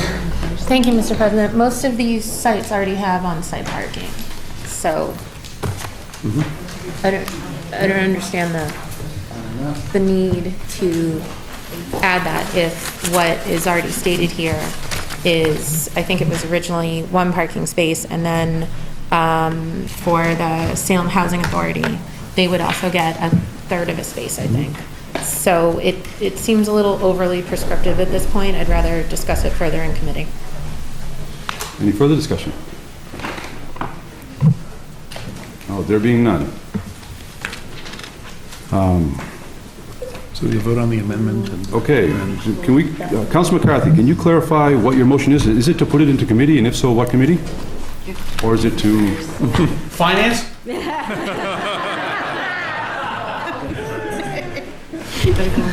Thank you, Mr. President, sorry. It's Valentine's Day, sorry, I'm laughing. I would move that it would be, that if, once we vote on the amendments, if the will is to look at those amendments now, then, just so we have a starting spot, then my further motion would be that this matter be referred to the Committee on License or the Legal Affairs, co-posted to the Committee of the Whole. Or Finance, or Government Services, or Public Health, Safety and the Environment, or Community and Economic Development. But I figured License or the Legal Affairs makes sense. I would agree. Thank you. Thank you. Okay. Any further discussion? What? Delete. If you get a motion, thank you, Councilor McCarthy. Thank you, Mr. President. If there's no objection, since the mayor's joined us tonight on this issue, if she could have just a few minutes to address us on this. Seeing no objection, Mayor Driscoll, please. Also want to state for the record that City Planner Tom Daniel is here, who has also spent a considerable amount of time working on the ordinance. And I appreciate everybody coming out. I was doing some work in my office, but I certainly had an opportunity to hear a number of the comments this evening. And this particular topic has engendered a lot of discussion, not only here tonight, but obviously throughout the last several weeks as we've been working to try and refine this ordinance and put it into a place that hopefully can get the approval of the City Council. I just want to recount a little bit about where we are, because I do feel like there's been some misinformation, and it would be helpful to kind of clarify where things are at. And frankly, I'd love to hear from some of the councilors, their thinking on this ordinance, because we've spent a considerable amount of time on this. We have a lot of people here who clearly care about this, and I'm trying to understand how we can get to yes with respect to what's before us. And better understanding where all of you sit is a key part of that, or your thoughts on this is a key part of that. I just want to say, many of you know this, we started this process back in June. We actually had a request from the Archdiocese to look at what a permitting path would be. It came into the council in order to the planning department to look at what's the process to reuse these buildings. The church in particular had a few sites that have been vacant that they wanted to start to repurpose, or parishioners, working with parishioners to do that. We also had the old senior center, which we knew was going to be vacant, and also because these sites have been vacant and were exempt uses and are in residential zones, primarily R1 and R2 zones, they really didn't have a path to permitting. That was a request of the council. We had a number of open public meetings before anything was formed. I think we brought in preservation partners. We really wanted to hear from residents and kind of shape an ordinance that would work. And it's a little tricky. These are scattered sites, exempt uses in residential neighborhoods, and it's with zoning, it is really hard to find a one-size-fits-all approach for everything. But I think we took a lot of that comment to heart in terms of what we had, historic preservation model ordinances. We have a lot of, I would say, experience in our community with the repurposing of historic buildings. There are some beautiful examples of former schools that are now housing in Salem throughout different neighborhoods. So I thought we had sort of a solid start to this. At the first public hearing, we initially heard some concerns about the density allowances for any new construction. There was a new construction component that was incorporated into the ordinance. I should also say, knowing how hard historic adaptive reuse projects are, right? We have the Salem Jail as maybe one of the more recent examples that needed new construction to make that project work. The finances are just so tricky, even with maximum subsidies, historic tax credits and the like, to try and redevelop these sites. They just don't pencil out. They're really, really difficult. And if we want to preserve these buildings, sometimes we need to think about new construction. The vast majority of the sites that appear to be of at least the most immediate interest don't have a lot of room for new construction. So I think it started to hone in on St. James as the site that there was a lot of concern with the language that was included, that there was too much of a density allowance for new construction. That was the first public hearing in December. We heard that loud and clear, and frankly, immediately came in with a proposal to say, just keep the underlying zoning for any new construction. It's probably not going to impact too many places anyways. That makes the most sense. We heard what people were saying and agreed with it. We produced some language to the council. I think everybody in our second public hearing in January, I felt like we were headed in a really positive direction, that there were some concerns, I'm not going to say everything was worked out, about the general nature of these being scattered sites and what unintended consequences could come. But I feel like we have an ordinance here that recognizes we want a comprehensive process, we want to make sure impacts are addressed, and the planning board can really be a backstop for that. You can look at these things collectively, whether it's parking or traffic or utilities or design, and make sure that we've got a body that's filtering all that, really working to address that, and they do a really good job with reviewing projects. I'm really proud of the planning board members that we have and the expertise that they bring to bear. Now, the ordinance, as you know, is part of a zoning ordinance, requires a planning board recommendation back to you. While the planning board was here for all the public hearings, heard everything that was said, I think knew that we submitted an ordinance that recommended a lower density for new construction. They really felt like they wanted to have the flexibility. And I'm surmising what they're thinking, because they sent us back a recommendation that put back the higher density. And we have a lot of respect for the work that they do. But in this particular instance, we really feel like the underlying density of the existing zoning that's there, primarily R1 and R2, makes the most amount of sense. We said it at that public hearing. I've said it now publicly on more than one occasion. I hope people recognize there wasn't any attempt to do a bait and switch. The planning director provided a transmittal back to the council with the planning board's recommendation. We were as surprised as many people in this room were about that recommendation, and completely and fully support the idea of the new construction having the underlying R1 or R2 zone. Somehow within the last few weeks, folks have gone vitriolic with regard to concerns about this ordinance and the need for this to be killed at best, perhaps, and put in committee at worst. And I am really, really concerned that we're going to lose an opportunity to do what we do really well in Salem, which is historic adaptive reuse. I can't point to a building that I think, in recent memory, this city or our board process has completely failed us. We've had development activity taking place, and I think it's usually been one that comes with a public process that has rigor, has a peer review process, has experts on boards really pushing the envelope to try and get high quality development. We think design matters here, and I also think design's pretty subjective. Something that you might love, somebody else may not. But there's a lot of attention paid to what goes on with respect to development proposals. That will continue with this particular ordinance. My fear is the longer it takes, the worse these buildings become.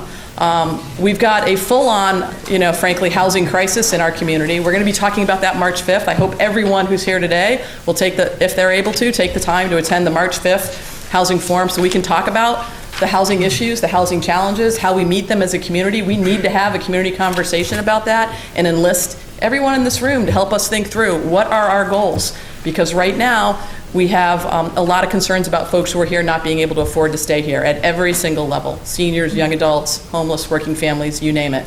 And we need to shape a policy that works for us collectively.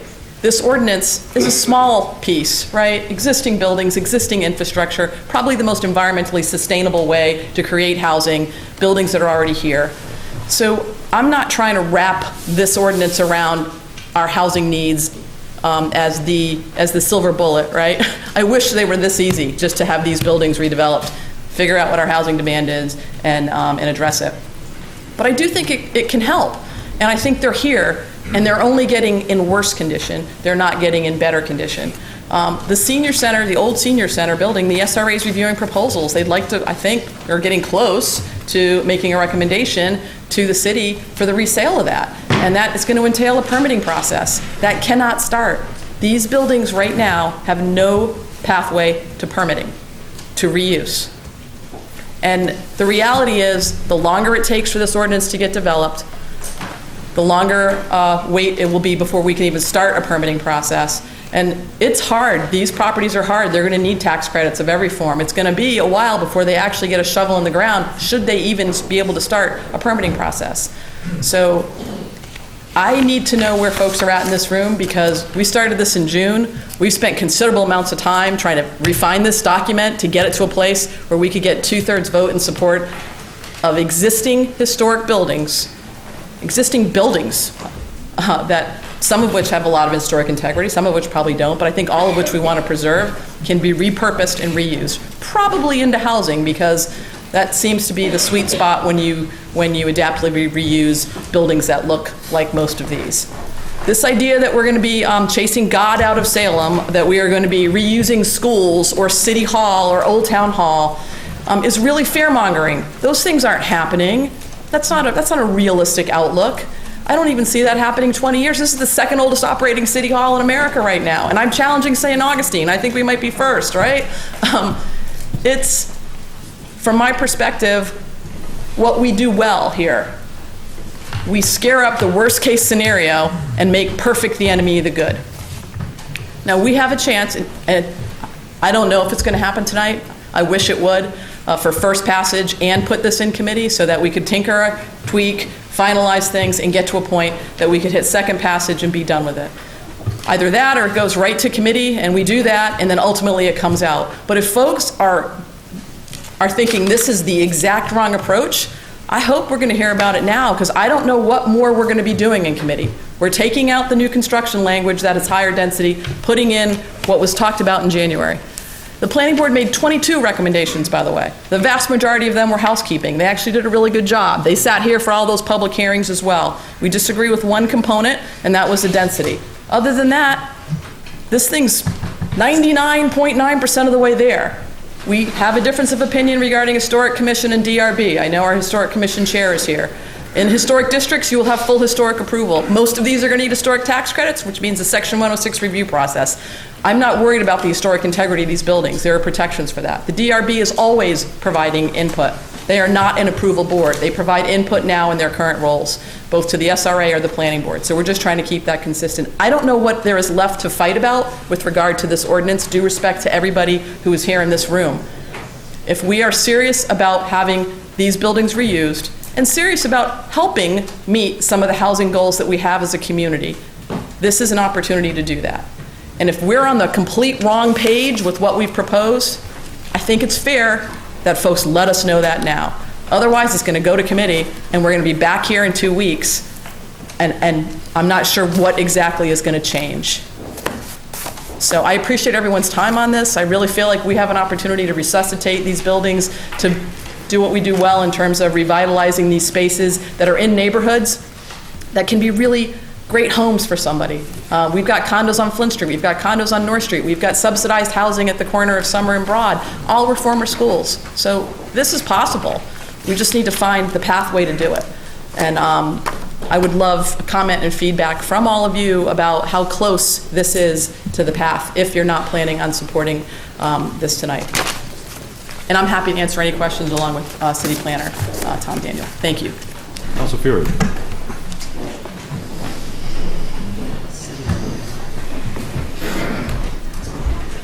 Councilor Dibble, please. Thank you, Mr. President. Thank you, Mayor, for your presentation just now. I appreciate it, and you asked for our comments, so we've met twice over the last 2.5 days, and we've spoken another 3 times on top of that, I think. And I think you know where I stand on this ordinance.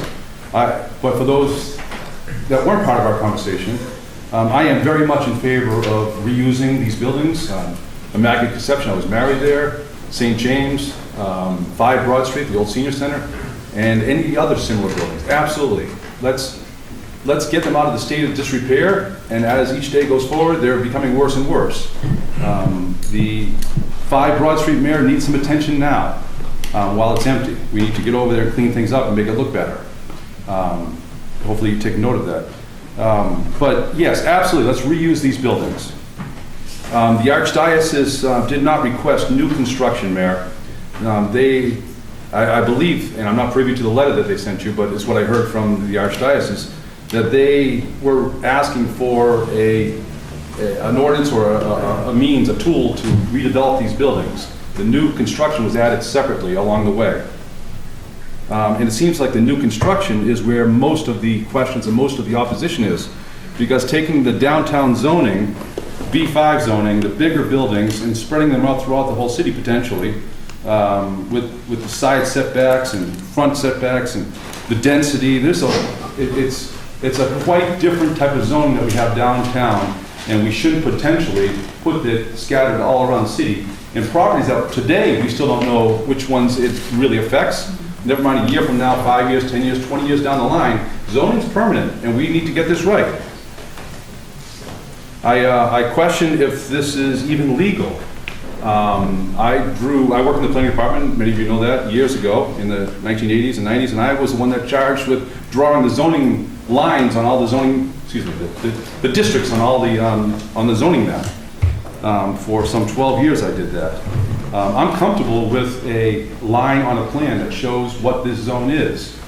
But to have it a moving target where, excuse me, where the neighbors and really the developers, some of the lawyers, don't really know which zones are which, it will be an interesting fight along the way for years and years to come till some future council corrects this.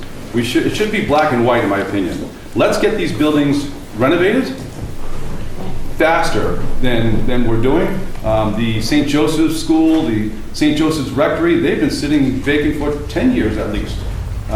We need to fix that and have a tool that works.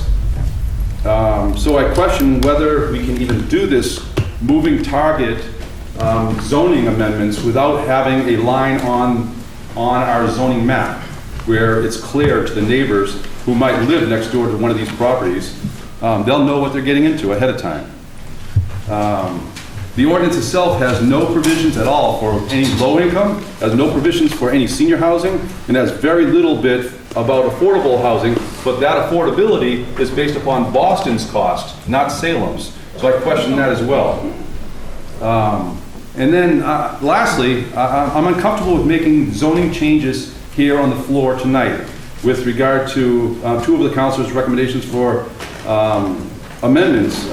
I'm all in favor of making amendments, but we want to make sure we get the zoning correct. So making amendments here on the floor about the prior draft and about parking limits in residential zones and something to do with section 879 about parking and loading. It's tough being up here, it's tough taking notes, and it's tough keeping the meeting flowing and coordinated, make sure I'm calling on the right counselors, and then to try to look up each one of these things. It's impossible to do that as well. So I'm uncomfortable making zoning votes tonight without having the document in front of me. So if it goes forward tonight, I'll be voting against this. But I want to vote on something, some tool that will help get these buildings built and not hurt the whole city of Salem. Thank you.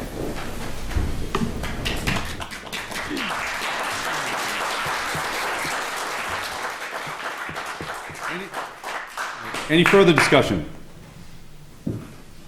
Councilor Fury, sorry. Mr. President, I'm ready to vote for first passage tonight, and it's sent it to the committee. I think we need to send a message, up and down, tonight.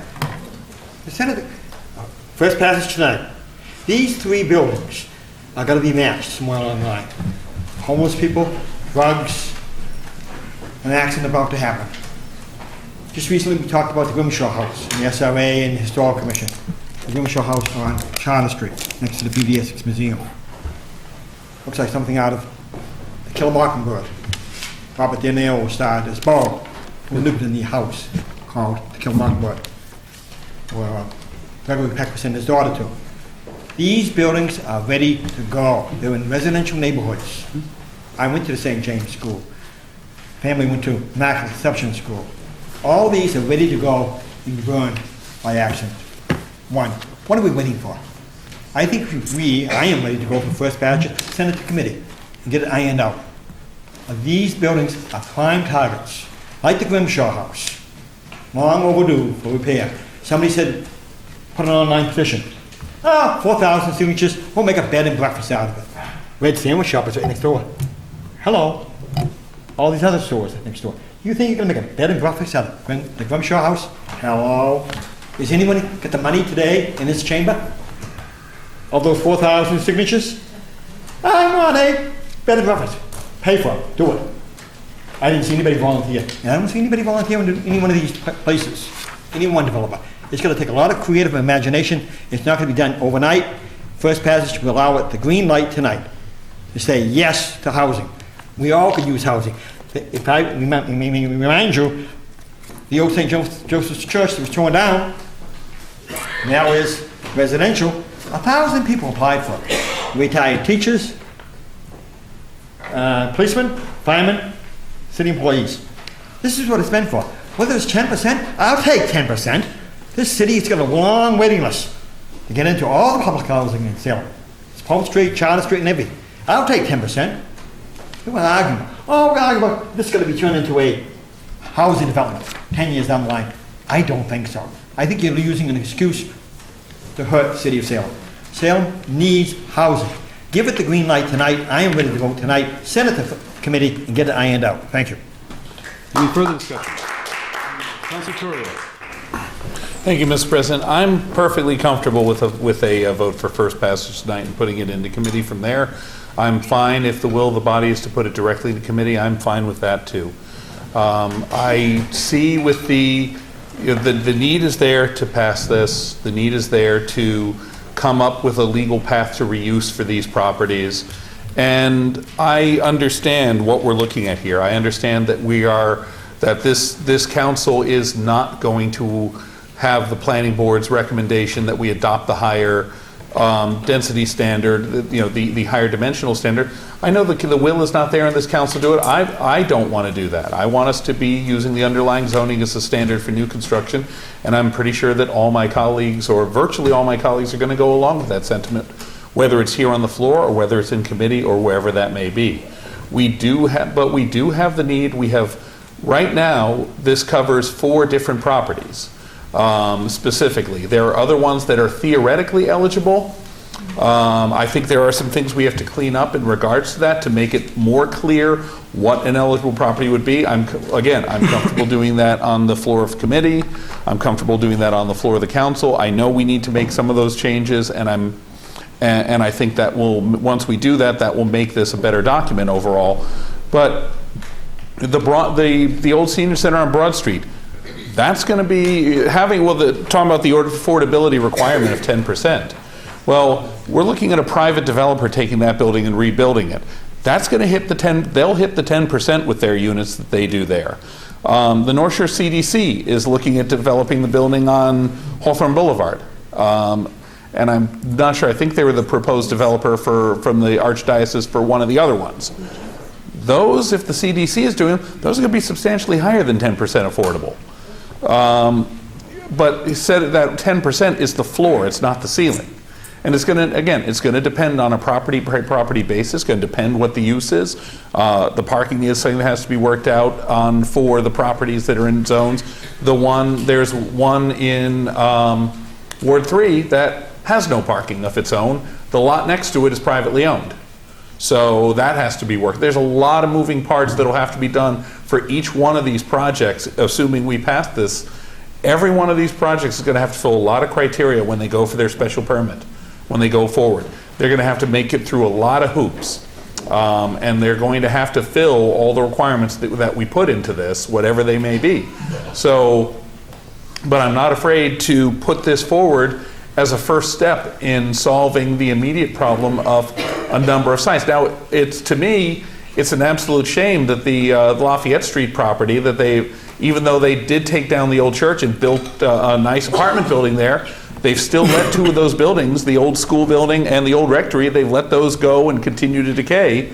Now, those are in the B5 zone. They don't have to deal with all the requirements of this. They're already covered by B5. So they can do that reuse. All they have to do is let the church arm that controls in the Planning Office for Urban Affairs, they just have to have the will to engage and do that project, which so far they have not done. But it's a completely separate issue from the one before us. So, I want to make sure that we're kind of focused on what we actually have to do here. Sure, we can make things more clear, and I'm completely supportive of doing that, but this is not about the entirety. This is not about trying to sell the Bentley School. This is not about, because that's one of the ones that I've seen, put out there.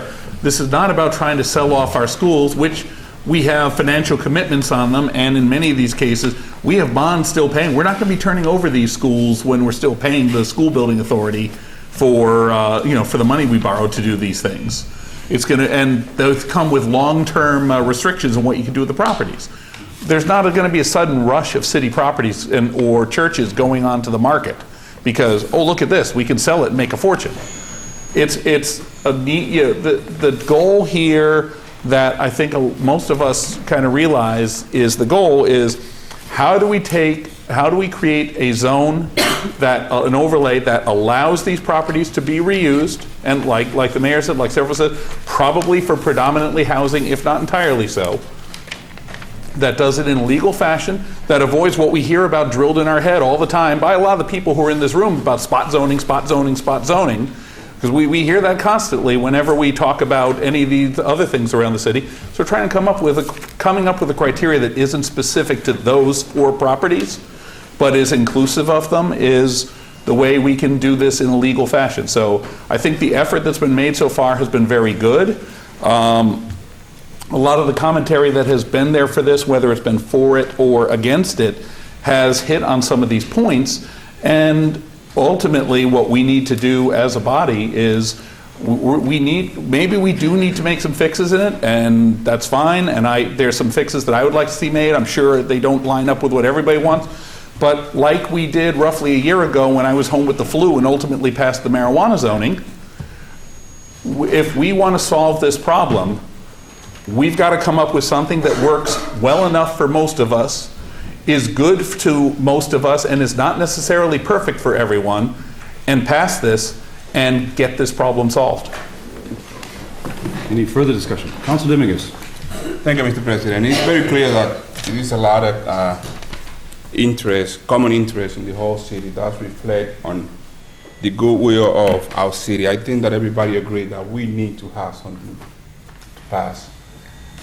On the other hand, I also know that it's a group of people who are thinking like me. I'm in favor of this ordinance to be, passed. But on the other hand, I think that we need to make it right. I think that what we need to do right now is to send it to committee, work a little bit and come out with something better the quickly way it's possible, and come with something that really reflects the action that we need to take on this important matter.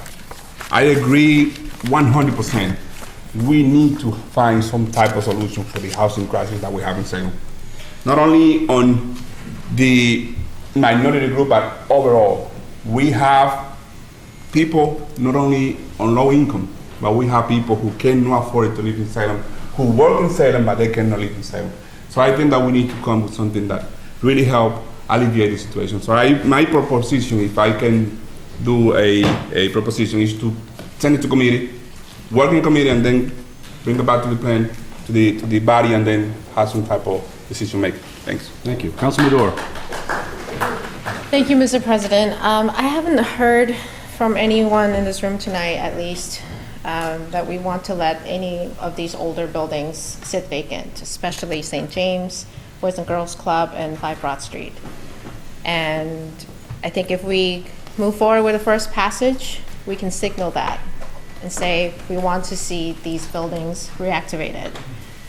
I agree that the recommendations that were put forward by the planning board need some work. I am totally in favor of reducing density and restore it to what we had that came before us before the public hearing. And tonight, I think it's really important to move forward to first passage, signal to the community that we want to see these buildings reused, and then work on the details. Because if we just send it to committee, there's several uncertainties saying, you know, we might change this drastically and maybe we need another hearing. And I think we need to show that we're willing to commit to passing something as a baseline so that these buildings can be reused. And then we need to do that with the first passage. So I'm ready for first passage and then sending the detailed work to committee. Thank you. Councilman Dore, first passage of what? First passage of the ordinance with we haven't voted on the amendment, but first passage of the ordinance and actually. Yeah. Yeah, we don't vote on any of the amendments, but I think we need to pass the, help me out here, guys. As amended. Amended? As amended? After a vote on the amendments. Right. We vote on the amendments. After we vote on any amendments, and then go for first passage. Again, but first passage of which version of the ordinance, I'm asking? As amended. As amended? As we amend or don't. Yeah, we haven't voted on the amendments, so we need to vote on the amendments, and then go for first passage. Yeah, we have 2 amendments on the floor, so. Okay. Did I answer your question? No, but that's okay. I've asked it twice. Just Councilor Turri. procedural. Thank you, Mr. President. We have two proposed amendments that are on the floor right now. The first one was from the OLA chair to not accept the planning board's recommendations. That would be the first amendment to vote on, and then the second amendment was mine to amend the parking requirements section. So those would be the 2 amendments to vote on before we voted on disposition, whether to refer to committee or to pass and refer to committee. Thank you, Mr. Turri, Councilor Turri. Just to clarify, the good Ward 1 councilor also asked for some sort of parking limit on resident I put only. that into a motion. I put that into an amendment in motion, which he seconded. Councilor Peterson. Thank you, Mr. President. Most of what I have heard from my constituents would be very much in line with this ordinance as amended to go back to the underlying zoning. So I would be very willing to vote for first passage with that amendment this evening. Thank you. Is it your recommendation that we go back to the underlying zoning?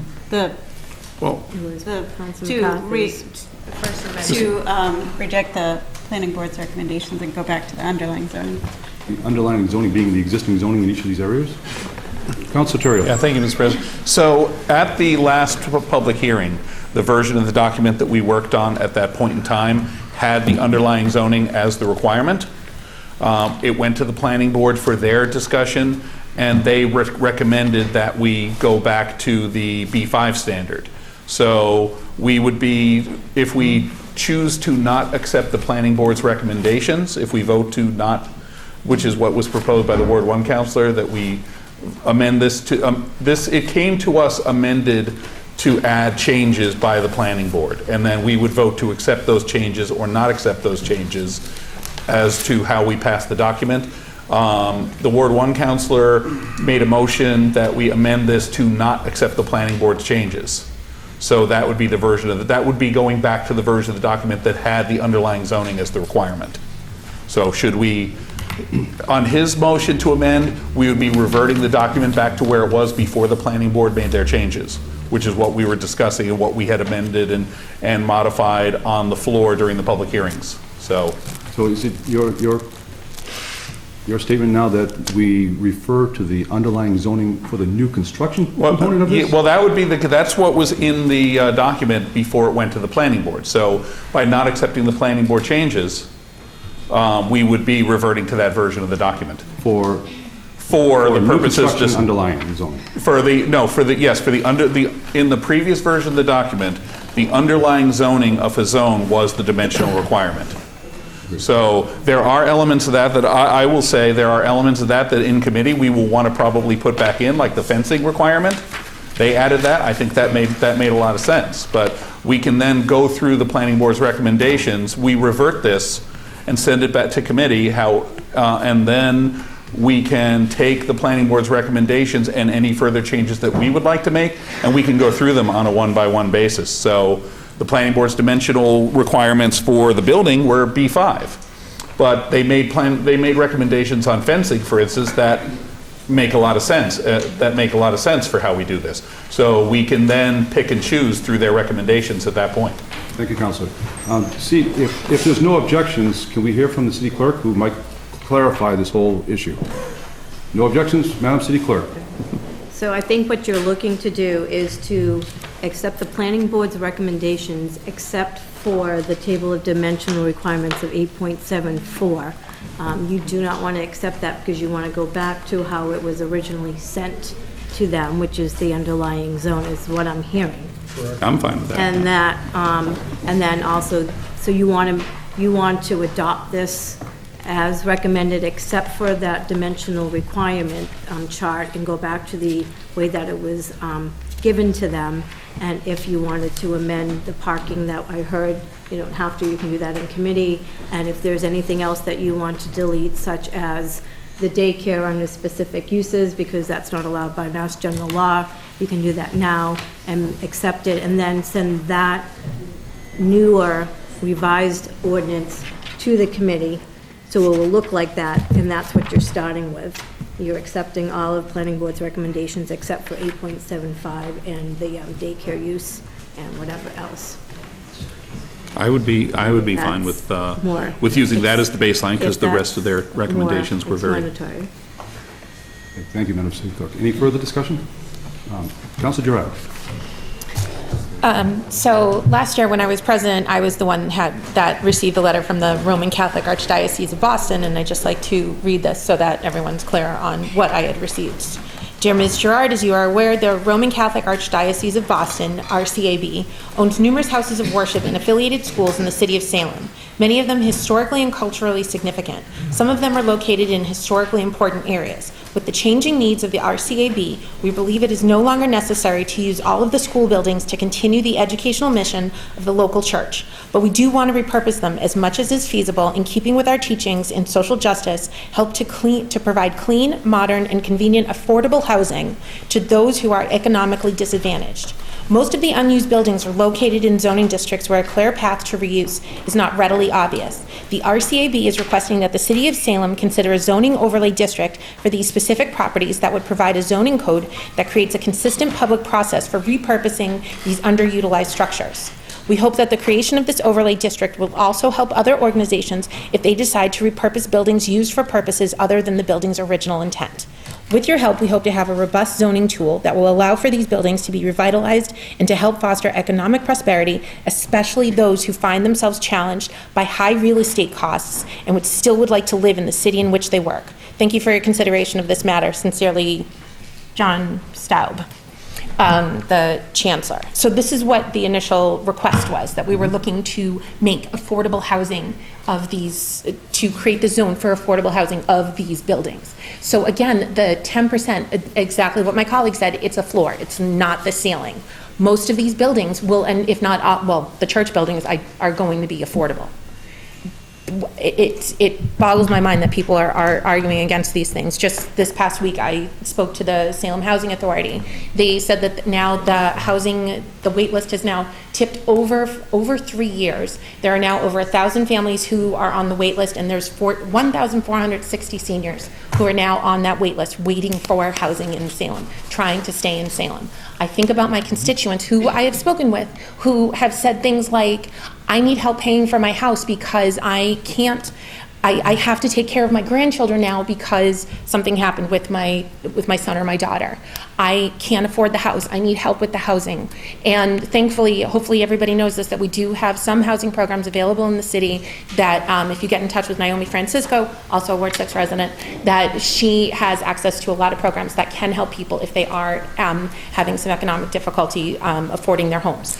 But what's important here is that we get this process going. I mean, these buildings are falling down. We have the one that's over right by the Boys and Girls Club, and if I'm not mistaken, the old Boys and Girls Club, that they had to leave because it was condemned, I believe. Is that correct? Or it was going towards a condemnation sort of state. But the one thing that I wanted to ask our city solicitor, because since you brought up that you think something's illegal, I'm not sure what could be illegal, but if you can speak to what could possibly be illegal, and also, second part of my question will be, so if we decide that we are going to go for first passage, let's say it does not pass, we do not get 8 votes, then is it dead? Or if it does pass, and then we go to committee, and then it comes back, and on the second time, it doesn't pass with 8 votes, is it dead? Seeing no objections, our city solicitor. So on the first issue, this ordinance was worked on for many, many months with Tom Daniel and with Robin Stein. Many of you remember her as our land use attorney. So they worked on this, and that issue of the mapping came up. And since criteria that was established for this will change, not the criteria will change, but the eligible properties may change over time. There's not a line to be drawn because the criteria is set forth in the ordinance. With respect to the adoption of the ordinance, if it is finally voted down, there is a requirement for a new public hearing and so on and so forth. So I think what the council wants to do is if you don't feel that you have the 8 votes for it, you wanted to send a message. I think Councilor McCarthy's raising his hand here. He wants to move the question to, I think what he was saying was, let's endorse this. Let's endorse it the original way it was drafted, knowing that it needs some tweaks. I think that's what his intent was. Correct me if I'm wrong. Thank you. And so if I may. Councilor. Just to finish, Correct. because to answer the original question of if where I'm at is I will gladly vote for this and then have it go to committee to work out any of the tweaks and then finally catch up with Tom and ask him my questions. Thank you. Any further discussion? Council Sergeant. Thank you, Mr. President. If the Archdiocese of the Church that owns these buildings outright, in most cases paid for by the parishioners, some are very needy and need housing, wanted to build affordable housing, 100% affordable housing with these buildings that they own outright, and the church has deep pockets to renovate them, I don't think we'd be having this discussion. And have at it. Build them, manage them, run them by the church. I don't think anybody questions the generosity of the church. That's not what we're looking at. We're looking at a zoning change for the buildings. It's only going to be 10% affordable, being by state guidelines, it's Boston rate, so I don't know, any of those people on that, 3,000 people on that list can even afford $1,800 a month. I don't think that's the case. And the other 90% being market rate, they certainly can't afford what's affordable to people coming into Salem from Boston, paying something like $3,000 a month in the North End. They come here to pay $2,000 or possibly more. That's not something that's going to help our needy people, our veterans, our seniors. That's just not going to do it. It's going to be built by developers who are in the business to make money. That's what they do. I don't begrudge them making an honest living. But we live in a capitalist society where people who make that on their own and charge market rate have a right to charge what the market will bear. That's not going to help our needy people. The Archdiocese has school buildings. Begin with one. Right? We haven't built affordable housing for our people in so many years, since Charter Street, since before that Rainbow Terrace. We should be doing that or facilitate doing that, but if that's the case, it should be 100% affordable. Now, I offer this scenario also. If we build, I don't know how many 100 units with this zoning change, and Boston has a housing shortage, and we're on the train line, bus line, to Boston, and as people are coming in from Boston because it's cheaper to live in Salem, which is still expensive to our people, If these 500, whatever, 600, 700, 1,000 new units start paying Boston rates, what do you think that our landlords in Salem are gonna do? They're gonna look and say, well, I own a building, I've been paying for 20 or 30 years, I've got it fixed up, I deserve that same rate. So this could have the unintended consequence of raising the rents in Salem for our most neediest people who need it, instead of the archdiocese building it on their own and them controlling the rent. And then having those people have to move out of Salem to find a more reasonable rent somewhere else. Because, I mean, let's face it, landlords that have been paying mortgages for years are gonna see somebody else getting a better rate, seeing those people coming in, and they're gonna want that rate.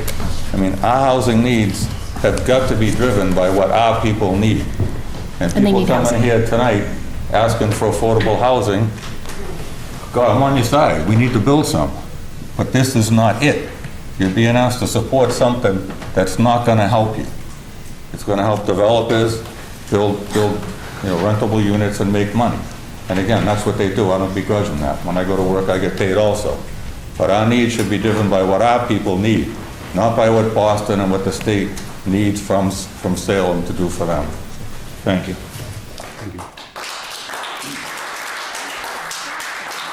Any further discussion? So inappropriate. Council Fury?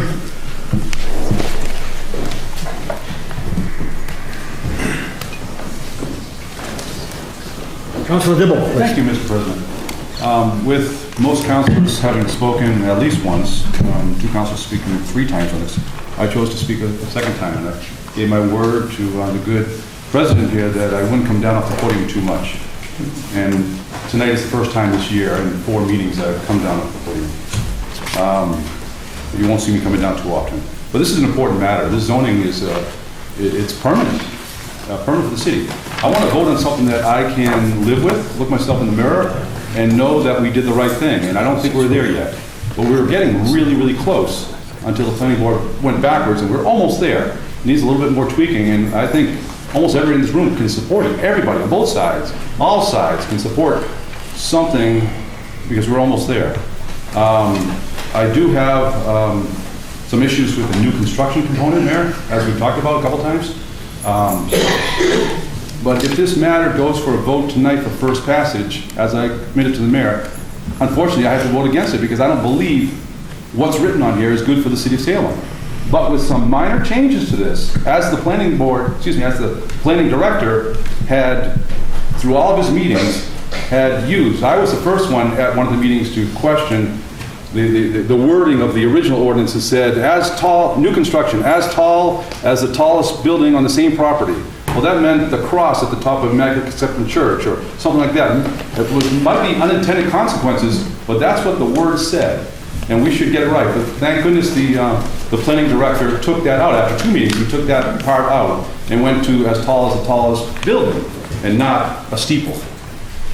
It's changes like that that we shouldn't be making on the council floor. So if this comes to a vote tonight for first passage, unfortunately I have to vote against it, and I want to vote for this. But as president, I'll be encouraging the committee to move this thing, schedule a meeting immediately. The Good Ward 1 Council, I believe, will do that. Schedule a meeting immediately, have a co-posted meeting where we all speak on it on a round table. We can craft and change things, as several people have already talked about. The previous revision to this ordinance, before the one we have now, was getting close to something that we can all endorse. We're almost there, Mayor. So if it goes for a vote for first passage tonight, unfortunately I have to vote against it. If it goes for going to committee and hopefully have a fast meeting and get it right back to us in 2 weeks, I think we can get it back here. I'm all in favor of that. Let's have a roundtable meeting, bring in the planner, bring in the mayor, bring in the solicitor, and go through, work out the details of this, and let's get it right. If it goes for first passage, you don't have my vote. Thank you. The mayor asked how we all stood. That's how I stand.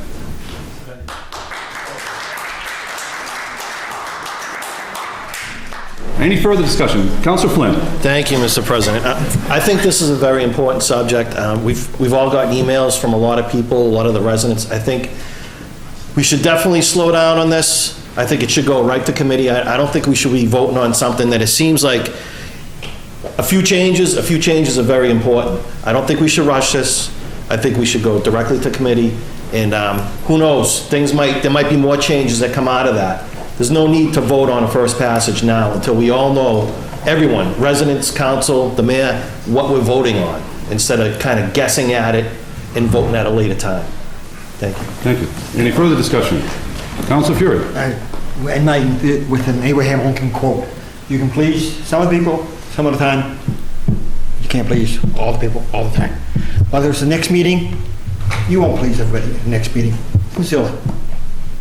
There's agendas in this room, agendas in this council. You will not please them all. Abraham Lincoln said it well. If you say 2 weeks from now, you'll still have people displeased. It's our responsibility to set the tone and direction. Housing is too critical to delay and defer. It has a human face. My face. In the past. So I believe by delaying, we do an injustice. An injustice anywhere, an injustice everywhere. Martin Luther King. Justice. The flag we just did. Justice for all. We're not doing justice for all. Just for a few select people to get their way and they get have their moment in the sun. We're not going to please everybody. Abraham Lincoln was a very firm man. We need leadership and direction from the city. First passage tonight would have been very positive to send that message. Thank you.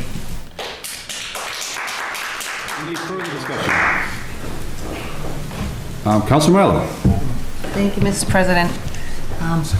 I'm doing what the Ward 1 councilor taught me to do, and that's counting. And I'm counting 3 people so far who are not in favor of first passage.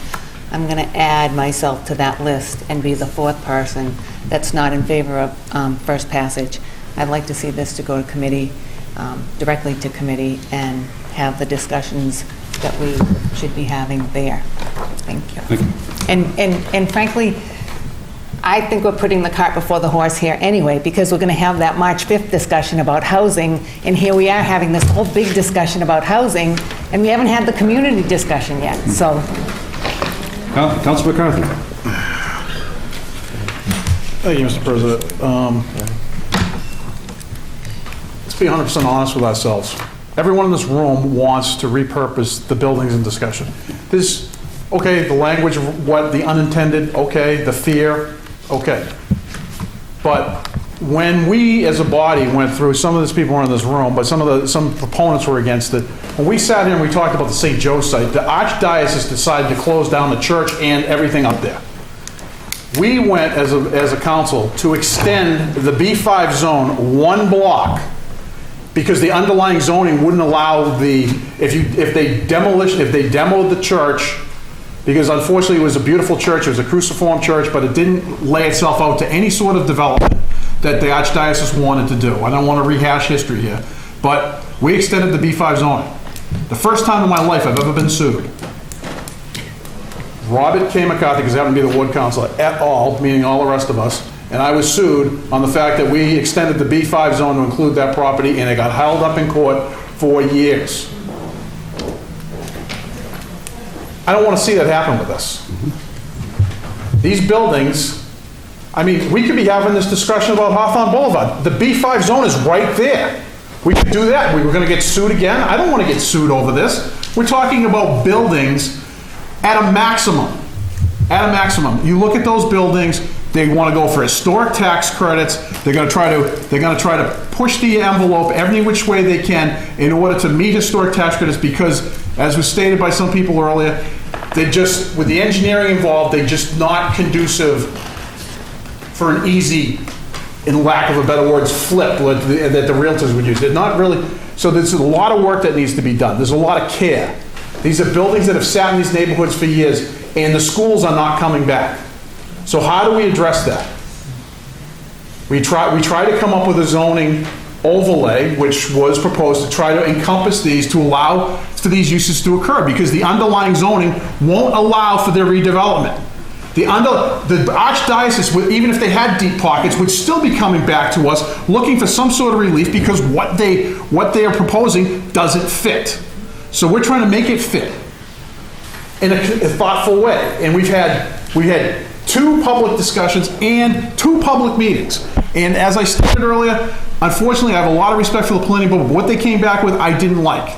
None of us did. No one in this room did. That's why you're seeing all these people show up, and we're now debating it for an hour again. Refer it back to committee. I'm gonna, as soon as we're done, tomorrow morning, I'm gonna call down to the city clerk's office, and I'll schedule a meeting for next Thursday, 6 o'clock, and after that meeting, up or down, refer it, no recommendation, positive recommendation, negative recommendation, back to the city council. We need to take a vote. People need to know what's happening with these properties, because they are in neighborhoods that, I just drove by the church on Hawthorne Boulevard. There's a piece of a window falling off. These things aren't going to stop. These buildings need the attention, and if we don't give them the direction on how we want them to proceed, then they're going to have to seek alternative ways to do that. And I don't think anyone in this room wants to see that happen. So if the will is to move it to committee, I think we act on it as fast as we can. I'll schedule a meeting for next week. Sit down, have a meeting, understanding that the amendment I brought in was to go back to with all the due diligence that the planning department did between the first and second public hearing. After those two, and come back with that language as a baseline.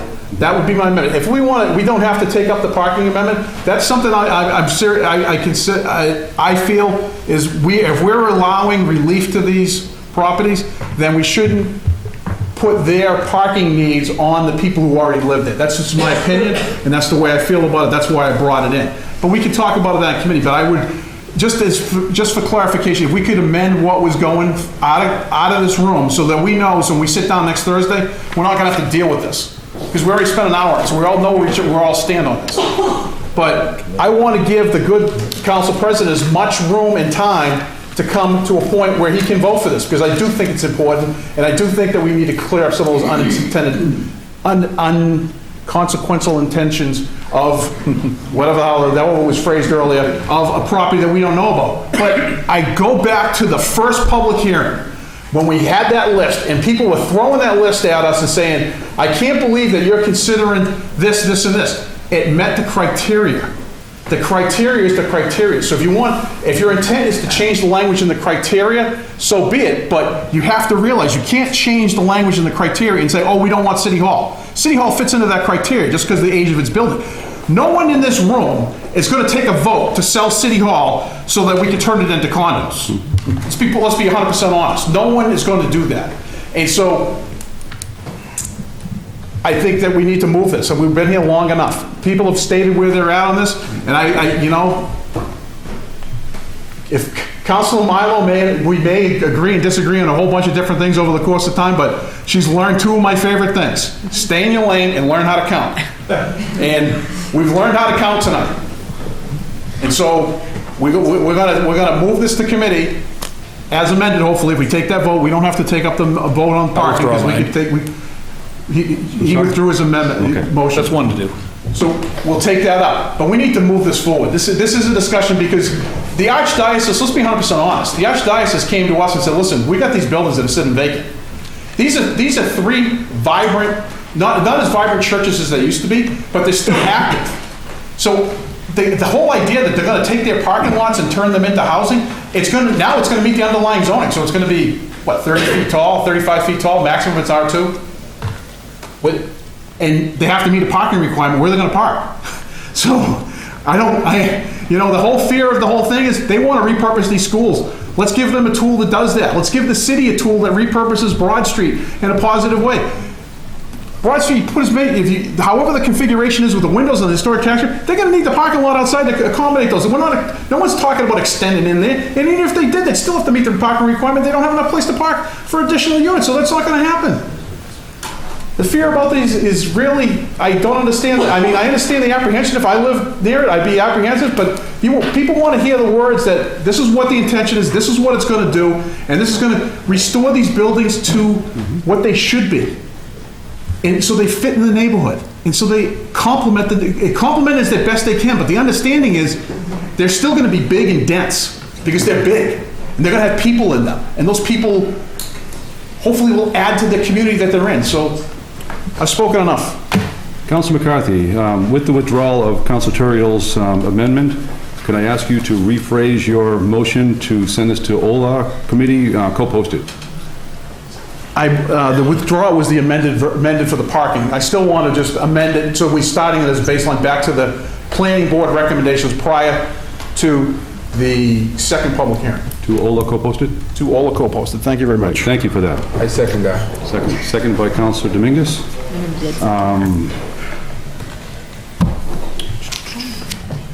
Any further discussion? I like this. Thank you.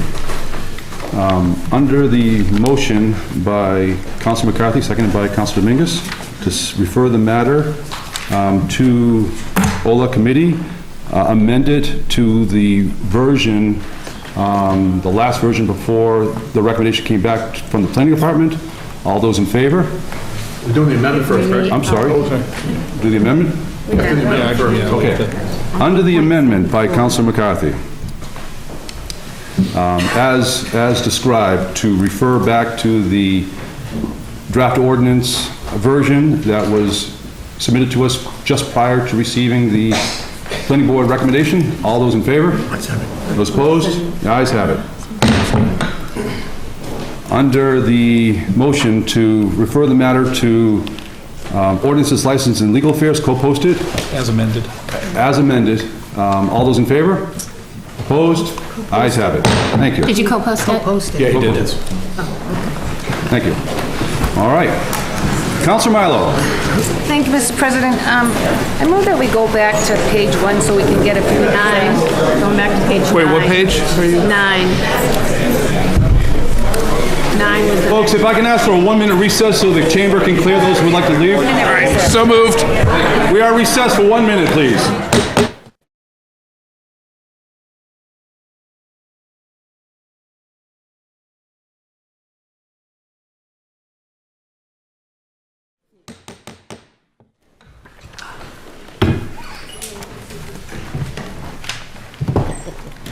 Councilor Dominguez.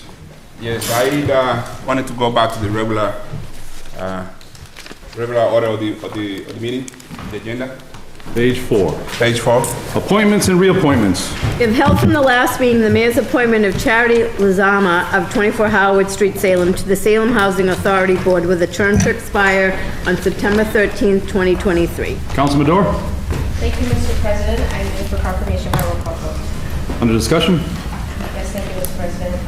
I first want to mention that Charity had moved to Fairview Road, so she's no longer in my ward, and we will make sure that address is corrected.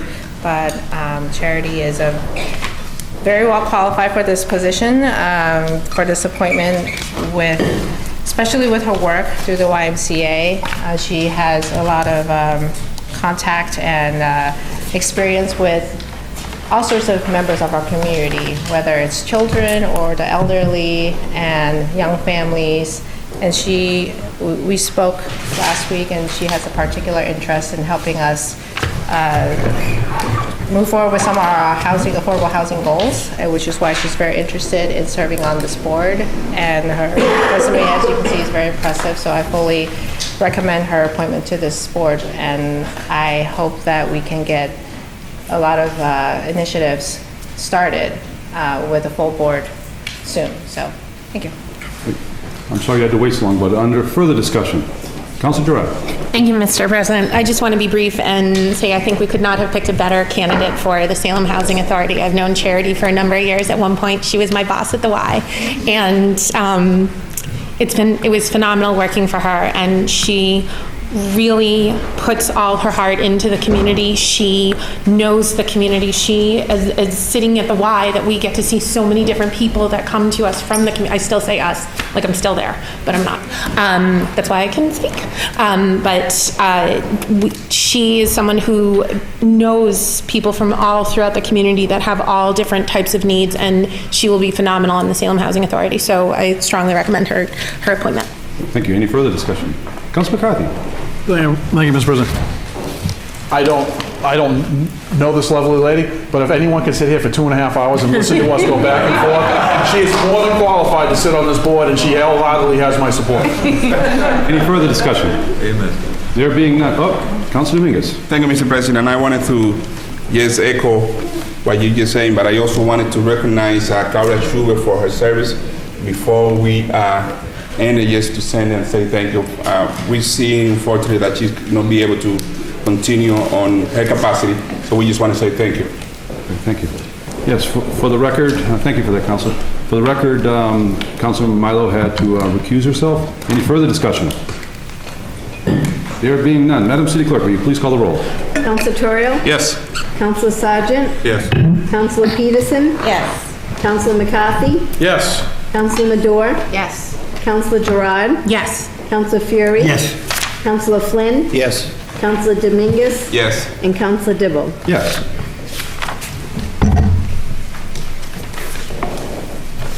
Thank you.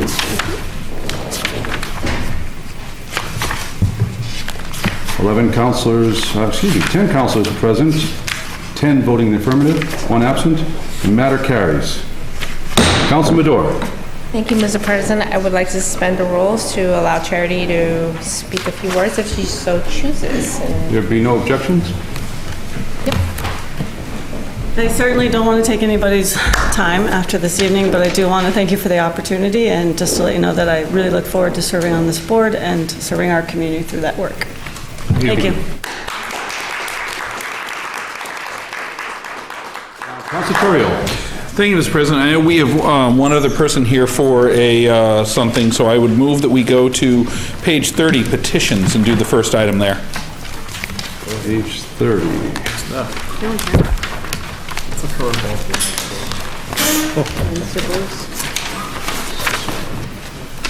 Petitions. The first one. The request from, we have a request from B&S Fitness to hold their annual Black Hat 10-20 mile road race in Eustis City Streets on March 9, 2019. Councilor Madore. Thank you, Mr. President. I move for this to be granted. Under discussion? Yes, thank you, Mr. President. I spoke briefly with the applicant. Actually, it's Right there. Sorry. The other applicant. This race has been going on using the same route for 8 years or so, and I don't foresee myself ever running it, but it sounds like it's a great race and has gone really well in the past, so I fully support approval of this race. Any further discussion? On Councilor Madore's motion that this be granted, all those in favor? Opposed? Ayes have it. I move that we return to whatever we're going to return to. Councilor McCarthy. Thank you. Before we return to page 1. If we could take out of order communications from the mayor, page 9, please.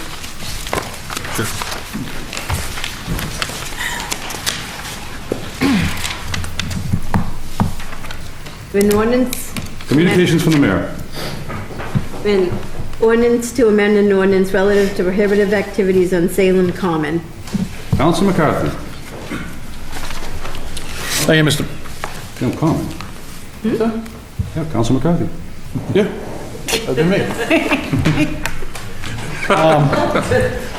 Thank you, Mr. President. I move that this matter be referred to the Committee on Ordinances, License, and Legal Affairs. Under discussion.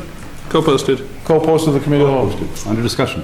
Thank you, Mr. President. I don't want to have the police chief come up and talk to us about why she and her department believes that we need a carnival. We had that discussion last year when we debated it around.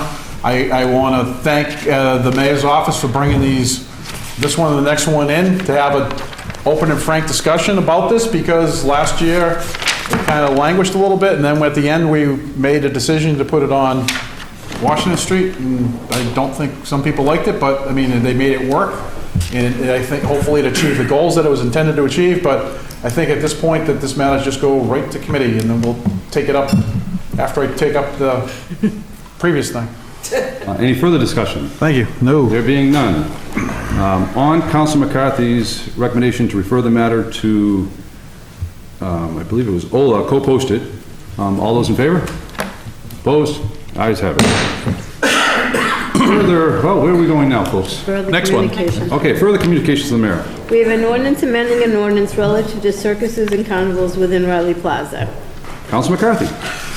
Thank you, Mr. President. I move this matter be referred to the Committee on Ordinance, License, and Legal Affairs. Under discussion? No. Co-posted. Co-posted. Co-posted. Any further discussion? There being none. On Council McCarthy's motion to refer the matter to the Committee on Ordinances, License, and Legal Affairs, co-posted with Committee of the Whole. All those in favor? Opposed? Ayes have it. Council McCarthy. Thank you, Mr. President. I now move that we go to page 16 and take up committee reports, please. Very good. Page 16. It's dizzying. Just to be clear to the folks in the audience, the matter of the carnival on Riley Plaza and the matter of the carnival on Salem Common have been sent to committee, and a committee meeting will be scheduled to hear that and to figure out what we're going to do with that, in case you want to go home. Or you can stay. Yep, or you can stay. Committee reports. Is that where we are, page 16? That's correct. We have Council McCarthy, the first one? Yes, we do. Thank you. Council McCarthy. Thank you, Mr. President. City of Salem City Council, February 14th, 2019. The Committee on Ordinances, License, and Legal Affairs, co-posted with the Committee of the Whole, to whom was referred the matter of declaring the city-owned parking lot adjacent to the MBTA commuter rail station, known as quote-unquote, "this Crescent Lot, 252 Bridge Street, be declared surplus. Has considered the matter and recommend positive recommendation for property to be declared surplus." On the acceptance of the report, under discussion?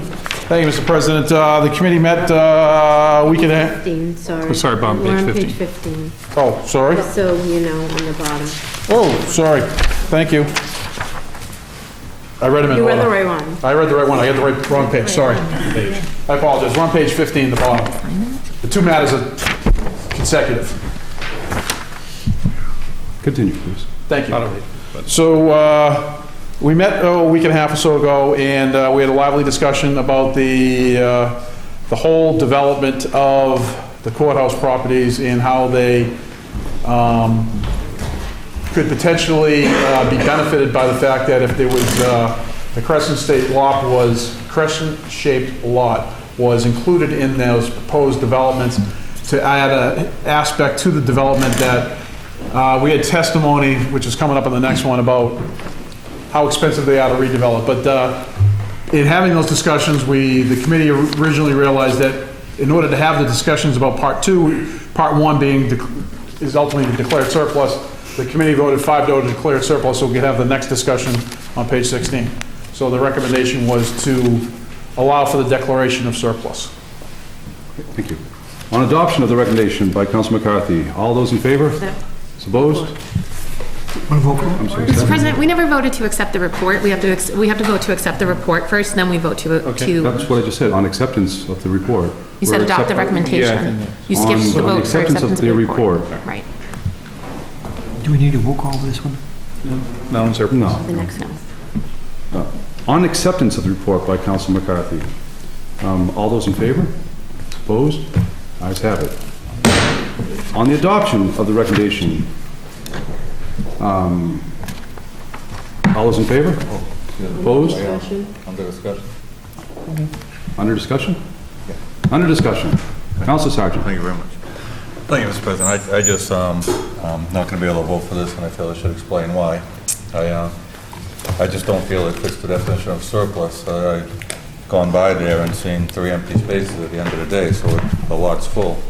And there are other things, and it's not a promise, and I won't say it was, but when we were discussing the building of the garage at Carlton School, there were some people with issues about parking in garages for whatever reason. And they asked the question, is there going to be any surface parking? And it was mentioned that this lot would be surface parking. Now again, I'm not saying it was promised it would be there forever, but it's used by them. With that lot being 3 empty spaces, the days I went by, there were about 40, 50 cars in the old Universal Steel lot.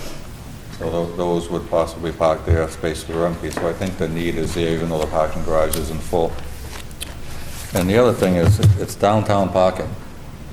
For me, when I was in my early 20s and they closed the lot between Norman Street and 1 Barton Square to a point where they sold it, made it surplus, the developer built condos, and it's something you walk through every day, never mind park, you couldn't even walk through anymore. And that lot would be very good for us to have today if we hadn't sold it. So who knows where we're going, but it's hard for me to believe that we don't need parking in downtown Salem. The other thing is, one of the 4 lots mentioned for the carnival, the Common and Riley Plaza, was 2 of them, both against city ordinance. behind the fire station was one, and Elmy's parking lot was the other one. Elmy's parking lot was never really discussed. Part of the reason was we didn't want to lose the parking. So we're not gonna put the carnival in a hot top parking lot where I think it would be much better situated and do no damage to the grass, sprinkler system, walkways, easy cleanup, downtown, all those things, because we might lose some parking, and at the same time, about 200 yards away, we're gonna give up 70, 75 spaces of parking. So it just doesn't quite make sense to me to do this, and I understand everybody else's point of view, but I just felt I should explain that. Thank you. Any further discussion? There being none. On the adoption of the recommendation, all those in favor? Opposed? Ayes have it. Further committee reports. Councilor McCarthy. Thank you, Mr. President. City of Salem, City Council, February 14, 2019. The Committee on Ordinances, License and Legal Affairs co-posted the Committee of the Whole, to whom was referred the matter of transferring ownership of the Crescent Lot once it is declared surplus, which we just did, has considered said matter and would recommend a positive recommendation contingent upon mutually agreed upon cooperation agreement by roll call vote. Thank you. On the acceptance of the report, under discussion? No. Accept the report. Accept the report. Yeah. Then, Okay. On acceptance of the report, all those in favor? Opposed? Ayes have it. Councilor McCarthy. Thank you, Mr. President. At the meeting we had a week and a half or so ago, the mayor, Tom Daniels, was there. We talked at length about the courthouses, the cost of rehabilitation of the courthouses, the staggering price for renovation per square foot in those buildings in order to accommodate anything.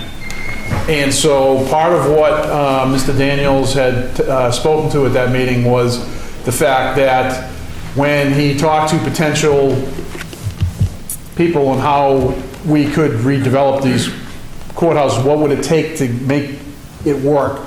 And part of it was the potential possibly for this Crescent Lot attached to these sites in order to create new construction, the new construction costs being lower to achieve what supposedly everyone wants in the courthouses. You know, no one wants to see them mothballed and sit vacant forever.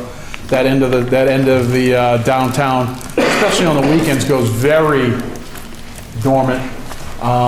So the discussion was, in order to, how do we partner in order to make this development work? And the thought was, we use the development arm of the city, which would be the SRA. And so we transfer the ownership to the SRA. And during those discussions, what came up is what's in everyone's packet, which is the agreement that if after a certain period of time the SRA is unable to make it work, that the declaration of surplus reverts, the Crescent Lot reverts back to the city as opposed to the SRA. That's in the agreement as amended. And so that just gives the SRA the ability to go out and solicit proposals.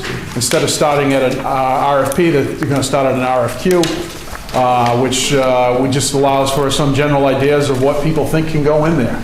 I mean, they're big, beautiful buildings with big open spaces that really aren't conducive for a lot of things unless you're really creative. And by having this ability, we open up the ability to have some creative people come up and talk, give us some ideas of what could go there and how potentially could get redeveloped and revitalize those buildings which are in definite need of revitalization.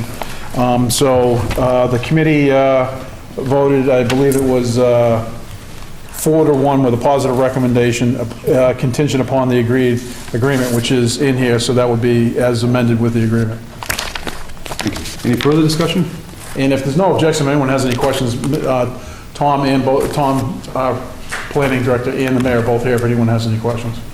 Or who would I'd make a motion Seeing to no waive the... objection, our city planner, Tom Daniels. Thank you, Mr. President. I think committee chair gave a really great summary of the intent here. Just to restate a couple things, this goes back to goals that we had set out last fall when we had the joint meeting between the Redevelopment Authority and the City Council. Really a priority being the reuse of these two fantastic buildings that are quite challenging.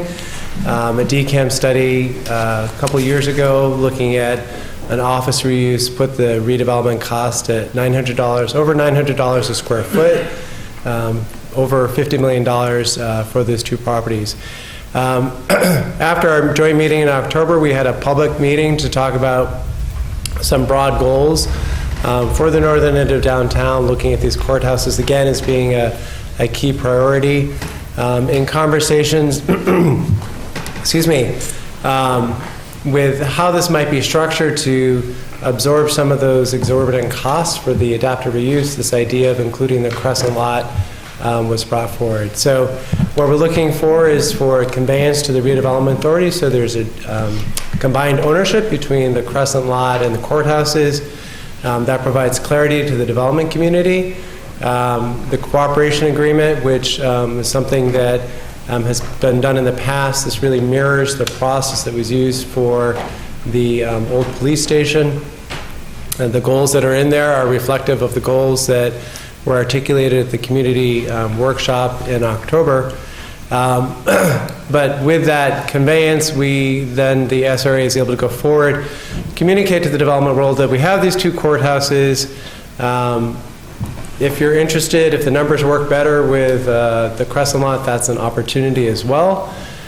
This request for qualifications is just that. It's putting it out to the world for teams to come in with their qualifications and some concepts about how they might approach. Once those are vetted, then a subset of teams would be invited to go to a full request for proposals. The advantage of that is twofold. One, the request for qualifications is a low bar for folks to respond to. It doesn't require as much time or money. It also gives us a chance to see what creative ideas are out there, and it can help us percolate some different ideas. When we move on to the subset that's invited for the full RFP process, the 2 or 3 firms or teams that are invited back know that they're only competing with 1 or 2 other firms, so they're able to devote the resources to develop quality proposals. So I'm happy to answer any other questions. Is there any questions of our planner or any further discussion? Thank you, Tom. There being none. Mr. President, before we take a vote, I also at this time I'd like to thank the mayor and our state delegation, both Representative Tucker and Senator Lovely, for all the work they did with getting the courthouses to the point where we're at now at the state level. That doesn't go unnoticed, and I knew Senator Lovely had a conflict, and I know Representative Tucker took the time to come to the committee meeting and actually address us on this issue. So I just wanted to recognize those 3 individuals for getting us to the point we're at now. Any further discussion? There being none. On the adoption of the recommendation by Council McCarthy, all those in favor? No, it's a roll call vote. I thought we need to accept the recommendation first No, you before we already have a roll accepted call the vote. report. Yeah. Madam City Clerk, will you please clarify? Yes, we already accepted the report. Yes, we did. And now we need to adopt the recommendation by a roll call vote, 2/3 vote. Very good, thank you. Madam City Clerk, will you call the roll? Okay, everybody got that? Okay. Counselor Toyo? Yes. Counselor Sargent? No. Counselor Peterson? Yes. Counselor Milo? Yes. Counselor McCarthy? Yes. Counselor Madore? Yes. Counselor Gerard? Yes. Counselor Fury? Yes. Counselor Flynn? Yes. Counselor Dominguez? Yes. And Counselor Dibble. Yes.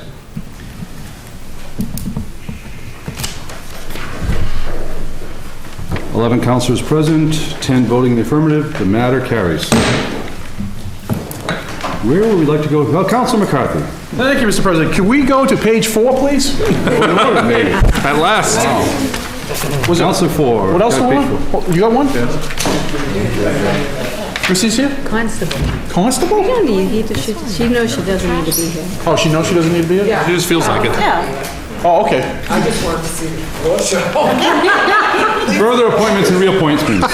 Night, guys, thank you. Thank you.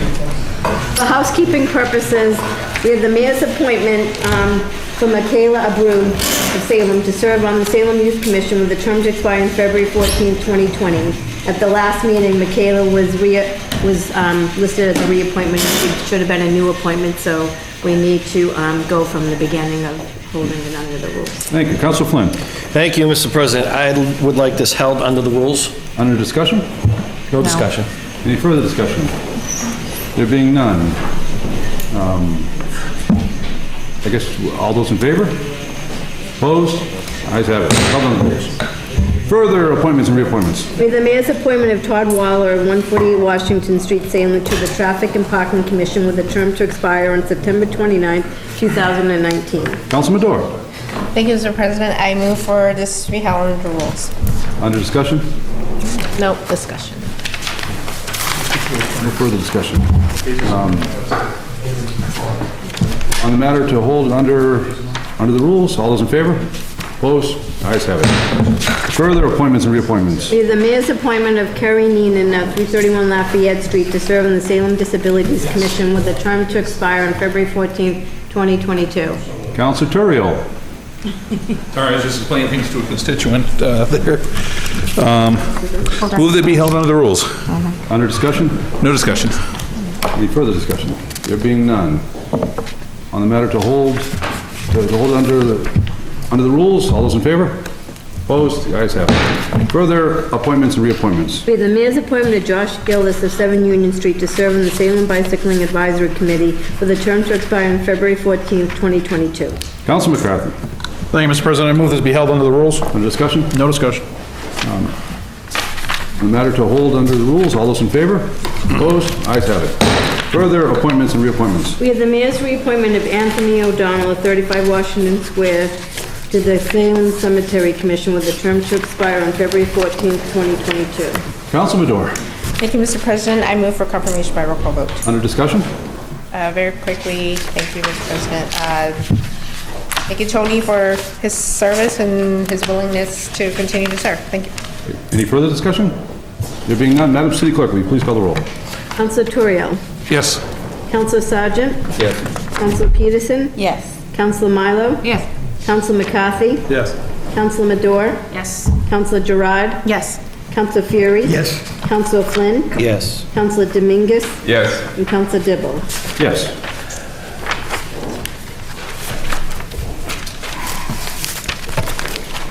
Eleven councilors present, 11 voting in the affirmative. The matter carries. Further appointments and reappointments. We have the mayor's reappointment of Paul Vichia, to the Zoning Board of Appeals with a term to expire on February 22nd, 2020. Council Madore. Thank you, Mr. President. I move for confirmation by roll call vote. Under discussion? Thank you, Paul, for his service, and glad he's continuing to serve on the zoning board. Under further discussion. There being none, Madam City Clerk, will you please call the roll? Councilor Turiel? Yes. Councilor Sargent? Yes. Councilor Peterson? Yes. Councilor Milo? Yes. Councilor McCarthy? Yes. Councilor Madore? Yes. Councilor Gerard? Yes. Councilor Fury? Yes. Councilor Flynn? Yes. Councilor Dominguez? Yes. And Councilor Dibble. Yes.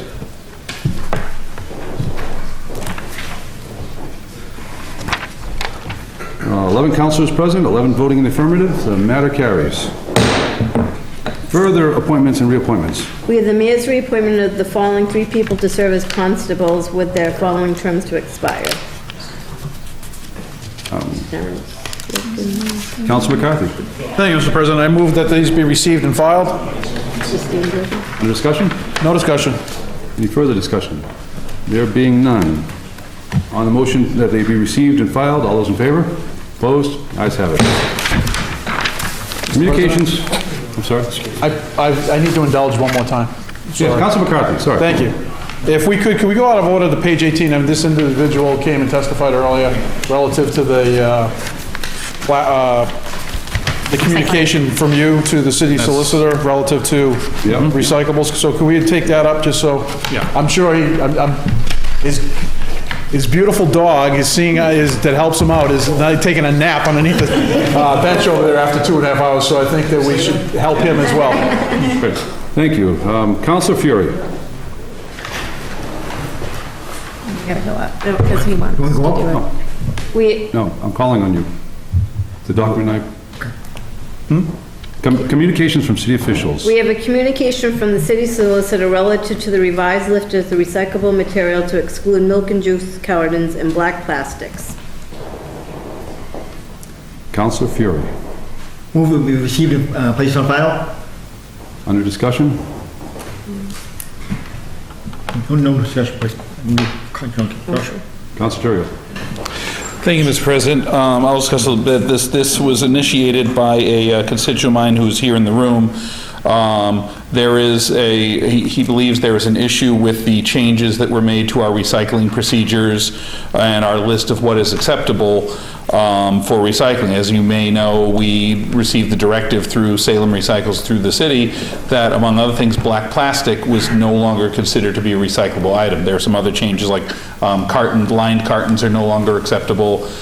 This is ultimately based on materials issues in getting those materials recycled and the markets for those items.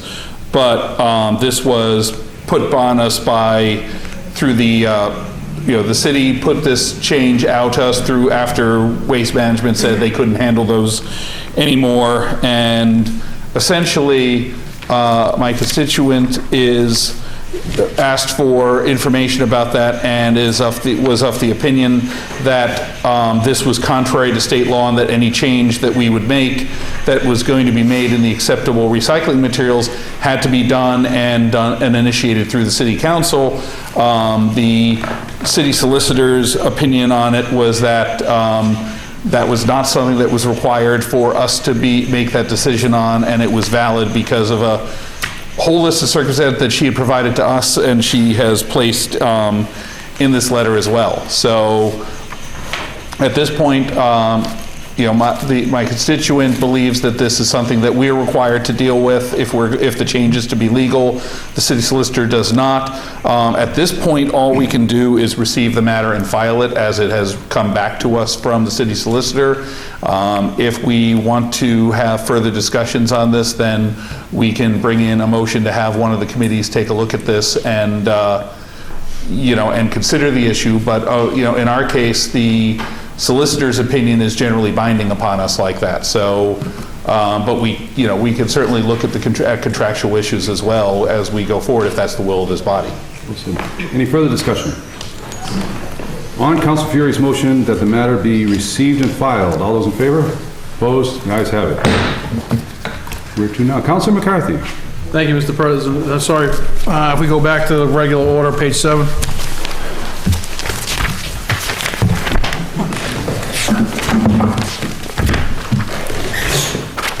Communications from the mayor. We have an order that the sum of $110,000 is hereby appropriated in the Retirement Stabilization Fund Vacation Sick Leave Buyback Account to be expended for the negotiated 2-day sick leave buyback provision as needed in accordance with recommendation of our honor the mayor. Council Peterson. Thank you, Mr. President. I move that this, for a suspension of the rules. Under discussion? Yes, No, you move for adoption. I move for adoption. I'm sorry. Thank you. You move for adoption? Yes. Okay, under discussion. Thank you. So this refers to active employees, not retirees, who wish to buy back certain amounts of unused sick time annually. The lump sum allows for efficient process, and we don't know that, it will necessarily be exactly that amount, but this amount is already funded. This is just an authorization for payments to be made. Thank you. Let the record show that Councilor Flynn has excused himself. Under any further discussion? There being none.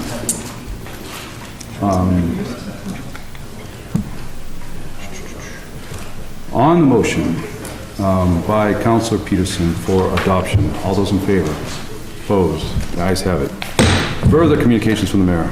We have an order that the sum of $26,718.08 to be approved within the Retirement Stabilization Fund Vacation Sick Leave Buyback Account to be expended for the negotiated fiscal year 2019 contractual buyback for Police Department employee in accordance with recommendation of Her Honor the Mayor. Thank you. Let the record show that Councilor Flynn has returned. Councilor Peterson. Thank you, Mr. President. I move for suspension of the rules. Under adoption, under discussion? No objection. Suspension of the rules. Not adoption? No. Seeing no objection. Oh, seeing no objection. So, seeing no objection. I move for adoption. Under discussion. Thank you, Mr. President. This is the 2019 contractual buyback for the Police Department employee Brian Benson. It's former employee vacation and sick time buyback, and I thank him for his service to Salem. Any further discussion? On Councilor Peterson's motion for adoption, all those in favor? Opposed? Ayes have it. Further communications from the mayor. We have an order that the sum of $26,000 is hereby appropriated within the capital outlay fund to be expended for an HVAC system review for Witchcraft Heights Elementary School by the school department. Councilor Peterson. Thank you, Mr. President. I move for suspension of the rules. Seeing no objection, Councilor Peterson. I move for adoption. Under discussion? Thank you. There were issues with the HVAC system in this past summer, 2018. They tried to fix it, and it was determined that it needs to be replaced. So this is money for a design and engineering fee to do that. Any further discussion? There being none. On the motion by Councilor Peterson for adoption, all those in favor? Opposed? Ayes have it. Further communications from the mayor. We have an order per Mass General Law, Chapter 44, Section 64, which allows for municipality to pay for the prior fiscal year invoices using current fiscal year appropriations by a two-thirds vote of the council. The request is for the sum of $279.99 of outstanding prior fiscal year purchasing department invoice for Conica to be paid from this year's budget. Councilor Peterson. Thank you, Mr. President. I move for suspension of the rules. Seeing no objection, Councilor Peterson. I move for adoption by roll call vote. Under discussion? Thank you. There's a pretty small amount. It is for specifically a monthly lease payment for a copier in the planning department. The bill came in December, and it just wasn't paid before the end of the year. Any further discussion? There being none. On the motion by Councilor Peterson for adoption, all those in favor? No, call vote. Hey. You got me tonight, right there. Been a long night. On the motion by Councilor Peterson for roll call vote, Madam City Clerk, will you please call the roll? Councilor Torrio? Yes. Councilor Sargent? Yes. Councilor Peterson? Yes. Councilor Milo? Yes. Councilor McCarthy? Yes. Councilor Madore? Yes. Councilor Gerard? Yes. Councilor Fury? Yes. Councilor Flynn? Yes. Councilor Dominguez? Yes. Councilor Dibble? Yes. Okay. 11 councilors present, 11 voting in the affirmative, the matter carries. Further communications from the mayor.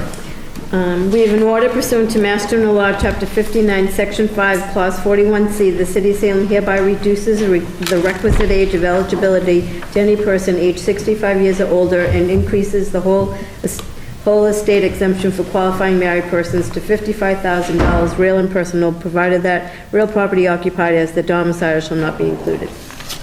Councilor Peterson. Thank you, Mr. President. I move for adoption. Under discussion. Thank you. Just to give everyone an idea about what this is to help Salem seniors reduce their tax bills. There is going to be a home rule petition coming later in the month. But this is just an opportunity to lower the qualifying age from 70 to 65 and adjust the maximum personal and real property assets allowed so that we can perhaps capture some more of our seniors and give more of them the opportunity to have their tax bill reduced. Any further discussion? Councilor Milo. Thank you, Mr. President. I'm in support of this. The only thing I would ask is, unless I'm missing it here in the letter, I don't see the financial implications. I mean, generally, we say by doing this, it's going to reduce the revenue by X, and I just don't see that there. Did I miss it? Thank you, Mr. President. I can withdraw my motion to adopt and move it to the Committee on Administration and Finance, if that's... Thanks. And we can get the information, because we have until, we have like a month to sort it out, and to get it passed. Co-posted? I'm comfortable doing that, co-posted, yeah. Any further discussion? Thank you. There being none, on Councilor Peterson's recommendation to refer the matter to Administration and Finance, co-posted with Committee of the Whole, all those in favor? Opposed? Ayes have it. Further communications from the mayor. We have a resolution for a submission of a statement of interest form to the MSBA for the Bentley School to replace the boiler system. Councilor McCarthy? No? John, help me out. What page are we on now? Page 10. Page 10. Thank you. Because I always get. Counselor Peterson. Okay. Thank you. Okay. Thank you, Mr. President. I move for adoption by roll call vote. Under discussion? Yes, this is a routine measure required by the Massachusetts School Building Authority, and I move that we pass it. It is to replace the boiler system in Bentley, I think. Yeah. Thank you. Any further discussion? There being none. On the motion by Counselor Peterson for adoption by roll call vote, Madam City Clerk, will you please call the roll? Counselor Terrio? Yes. Counselor Sargent? Yes. Counselor Peterson? Yes. Counselor Milo? Yes. Counselor McCarthy? Yes. Counselor Madore? Yes. Counselor Gerard? Yes. Counselor Fury? Yes. Counselor Flynn? Yes. Counselor Dominguez? Yes. And Counselor Dibble. Yes.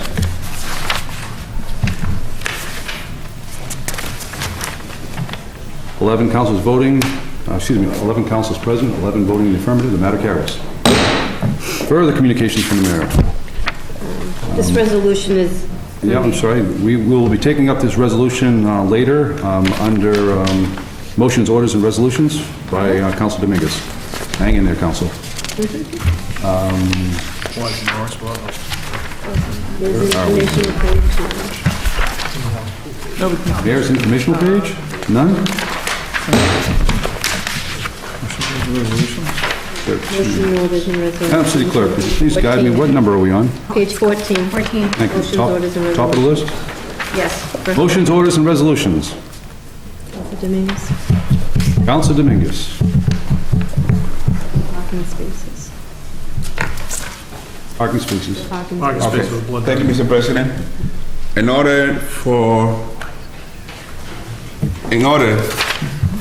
Read it from there. There are 3 parking spaces near 87 Washington Street, be reserved in order to hold a blood drive on March 21st, 2019. Move for adoption. And I move for adoption. Thank you. Under discussion. Yes, Mr. President. Actually, we had the group of people that was in front of us before talking about a very good accent, very neat,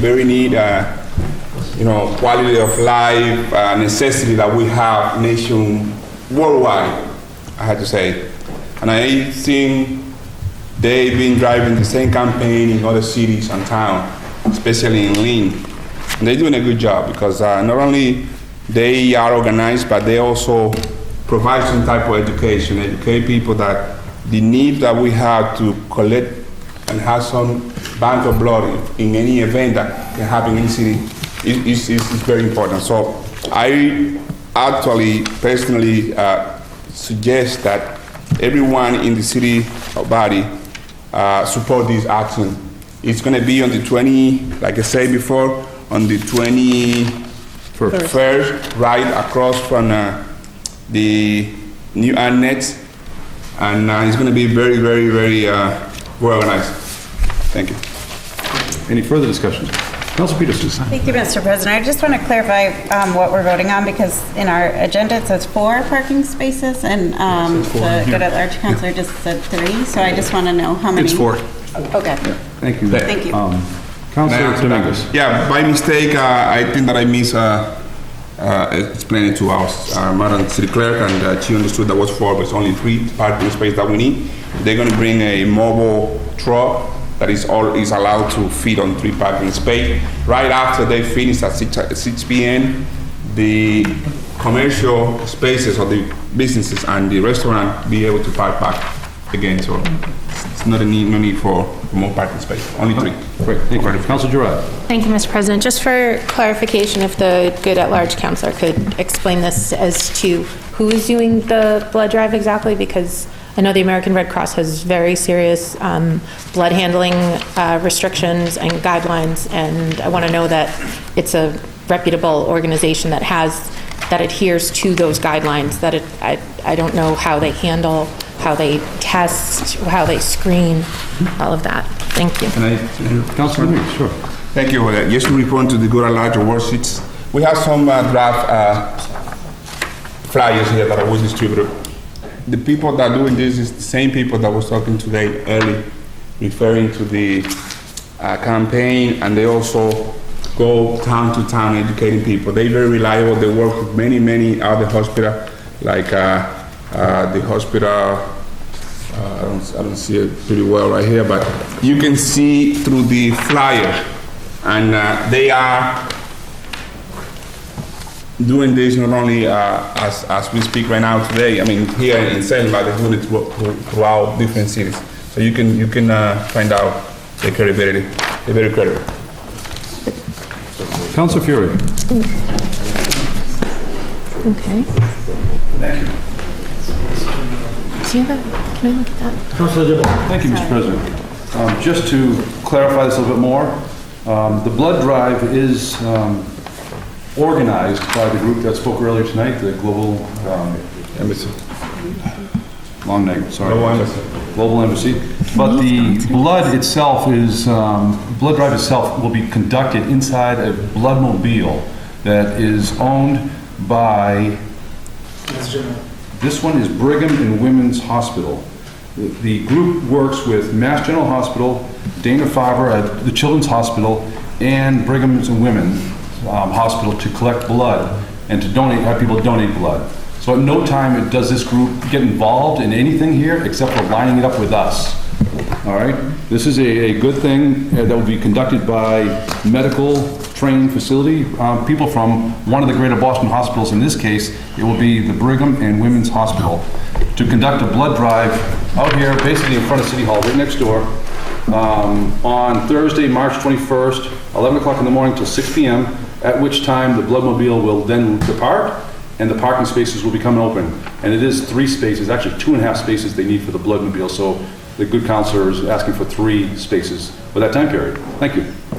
And by the way, Councilor Dominguez was the first one to sign up. I was the second. Hopefully everybody else in this room will give blood as well. And those listening at home and at the newspaper, you can sign up through the mayor's office. Laura Assad will sign you up for a block of time. And anybody walking in, if there's room without signing up in advance, we'll take you. But it's first come, first served. I think there's 72 slots that are available. Thank you. Any further discussion? Councilor Medora. No, I had my hand raised. Yes, you already spoken on it, but I'm going one time and then come back. Councilor Medora. Thank you, Mr. President. I would like to propose a friendly amendment to make sure the order includes the name of the organization that's responsible for collecting the blood and the time and date, so that we have it on the record, because we don't. And also, secondly, I want to make sure the location where the blood drive is happening, where this truck, this blood donation mobile is parked, that they don't put out any A-frame signs to block the sidewalk, because there's a lot of pedestrians, as you know, in a very busy area downtown, and visually impaired and people in wheelchairs. I just want to make sure accessibility is maintained while this is happening. Thank you. Councilor Giroux. Thank you. Can I see that? Yes. Again? I have to say that I'm surprised that this is sponsored by you and the councilor at large. I don't know, it's just odd that that would come before us, that I've just never seen that, so it just seems very... We're endorsing holding a blood drive because blood is needed, Councilor. What? We done it with Freemasons before on the side, Temple. Yeah. Just for the parking spaces, that's what they're asking for. But it wasn't sponsored by a city councilor? It has been sponsored by the county, by the sheriff's department, and several other municipalities in the region. I mean, that's not what this says. No. Other blood drives have been sponsored. That's all I'm saying. Thank you, Councilor. Any other discussion? Councilor Torrio. Thank you, Mr. President. I am going to move, because of looking at the hours, to add a friendly amendment that I hope the at-large counselor will accept, that the order be amended to add from 10 a.m. to 6 p.m. It's already got the date on it, and it's got the location on it, so if we add the hours, that should clarify things. It's 11 to 6. Yeah, we tend to let them get the truck in. Okay. So, if you're good with that, if you accept, and he has accepted Any said further friendly discussion? amendment. Council McCarthy? Could be me, but when we've authorized blood drives before for parking spaces downtown, typically it's all day, like from 8 o'clock on, because if people stop parking in those parking spaces and start feeding the meters, how are you gonna get them to move unless you say, sorry? So I don't know what time they plan on bringing the truck in. Whatever logistics they need to work out, they need to work those out with the parking department. And I think that we just allow them to use the spots, whatever the time frame is, so logistically, if it's worked out, so they're at least signed, so people, because the last thing I want to do is, a month and a half from now, someone gets towed, and they're in front of my committee, and we're talking about towing something for a very good cause, a blood drive, so I'm not going to go down that road. So just as the caveat would be, whatever the time period is for this, because it doesn't clearly state it here, that it's worked out with the parking department, and then we get it done right. Other than that, I have no issue with this. That's usually part of my letter. Okay, perfect. Thank you. Any further discussion? Under the friendly amendment by the Ward 1 Councilor, to amend this, And Ward 5. Mr. President. Mr. President? Yes. if I may. Councilor Medora. Yes, Mr. President, thank you. I also asked for a friendly amendment if the at-large counselor is willing to accept to include the name of the organizer to this order. It's in the letter. Oh, and also the maintain accessibility of the sidewalk by not placing any A-frames on sidewalk. Yeah, they frequently just use the mobile, that's it. Just to make sure it gets in there. Okay. We're good. All right. Any further discussion? Surprisingly, there being none. Excuse me. Okay. Point of clarification, Madam City Clerk. We need to You gotta move it. adoption with the amendments. Okay. Under the good Councilor at-large, Councilor Dominguez's motion to adopt with the 2 amendments as stated, all those in favor? Opposed? Opposed. Opposed. The ayes have it. Councilor Dominguez. Further motions, orders, and resolutions. Councilor Dominguez. Thank you, Mr. President. I'm sorry, we're going out of order here. 1 second, I apologize. Further motions, orders, and resolutions. Councilor Sargent. Thank you, Mr. President. Reading this for Council President. City of Salem, the City Council, February 14, 2019, ordered that an ad hoc committee be formed to review the rules of the City Council and that the committee report back to the full council with recommendations for any updates, changes, and/or edits. The committee shall consist of Council at Large Thomas Fury, Council at Large Elaine Milo, Council at Large Arthur Sargent, Ward 2 Councilor Christine Medora, and Ward 7 Councilor Stephen Dibble, Council President, who shall serve as the chairperson. Under discussion? Excuse me? Oh, I move for adoption. Yes, thank you. Under discussion. Under discussion. This is something we've talked about in the past, and Council President has brought it in and asked me to read it for him, and I think it's pretty self-explanatory. Any further discussion? Thank you. Councilor McCarthy. Thank you, Mr. President. My only question would be, I applaud the efforts of the president to address these issues and not being able to be a member of the committee because it's a working group and not being posted as a committee of the whole because it wouldn't work that way because the rest of us aren't allowed to attend. The rest of us that have issues with some language in some of the rules, how do we address the committee so that language, do we submit emails to you? Do we submit them to the committee as a whole? Do we submit them to the city clerk to forward them to you for your consideration? I have a couple pet peeve little things with regards to some of the rules that I'd like to see addressed that weren't taken up a couple of years ago. So if we could just clarify that, I don't need to know right this second, if you could figure out the correct pathway for the rest of us to get correspondence to your committee so we don't violate any open meeting rules, I would greatly appreciate that. Yeah, I think you just stated the correct pathway would be simply to send me an email, and I will confirm back that I received it, and I will submit it to the ad hoc committee. You should, if you have any immediate ideas, get them to me in the next week or so, because I will be setting a meeting almost immediately. Okay? Thank you. Thank you, Council McCarthy. Council Sergeant. Yes. We're done? Sorry. Any further discussion? Excuse me? We're going to vote, yeah. Under the motion by Council Sergeant, all those in favor? Opposed? Ayes have it. Thank you. Further motions, orders, and resolutions. Council Dominguez. Thank you, Mr. President. Proclamation for the independence of the Dominican Republic. City of Salem, Massachusetts, proclamation. Whereas the Dominican Flag Committee of the Salem has called the Dominican community to Lafayette Park to celebrate the raising of the Dominican flag that marks Dominican Republic 175th anniversary of independence. And whereas the Dominican community has dedicated this celebration of independence to Dominican Republic's men and women who have distinguished themselves in different disciplines in the city of Salem. And whereas the Dominican community has established himself throughout the effort of many Dominicans in businesses, sports, politics, education, and many other disciplines, and have exhibited their pride, passion, and love of family, religion, and community to hard work.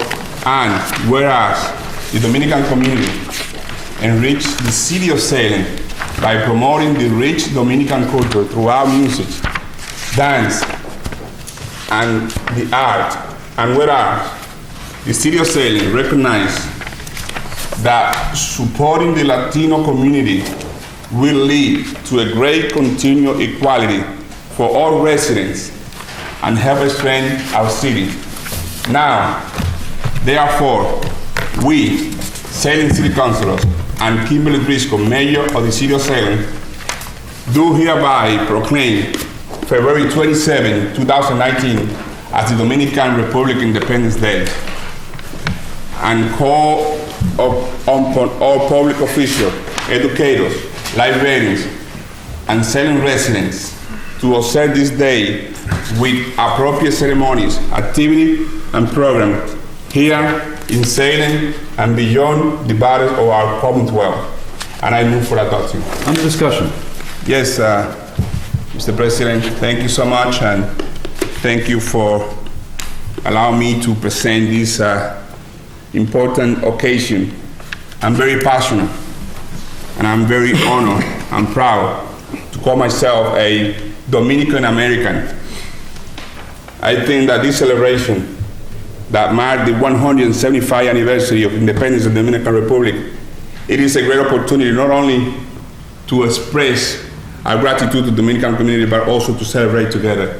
And I want to extend the invitation to all my colleagues here and to the public in general to join us on February 27 at 4:30 p.m. in Lafayette Park for a great celebration, not only for the community that I am part with, but to the Salem community, because we are all one. Thank you so much.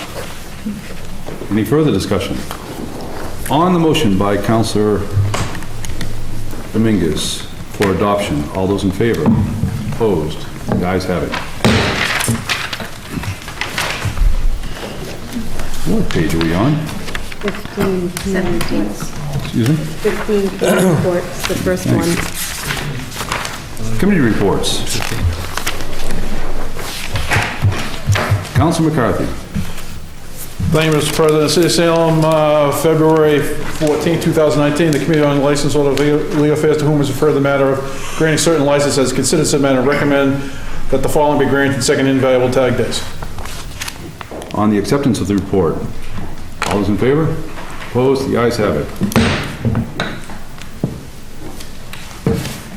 Council McCarthy. On adoption of the recommendation. I move for approval. Move for approval. Thank you. No discussion. On adoption of the recommendation, on the adoption of the recommendation by Council McCarthy. All those in favor? Opposed? So voted. Further committee reports. Council McCarthy. We're all set with those, Mr. President. 16. Did that? On page 17. 16. 16, I'm sorry. Skip one. Further committee reports. Council Flynn.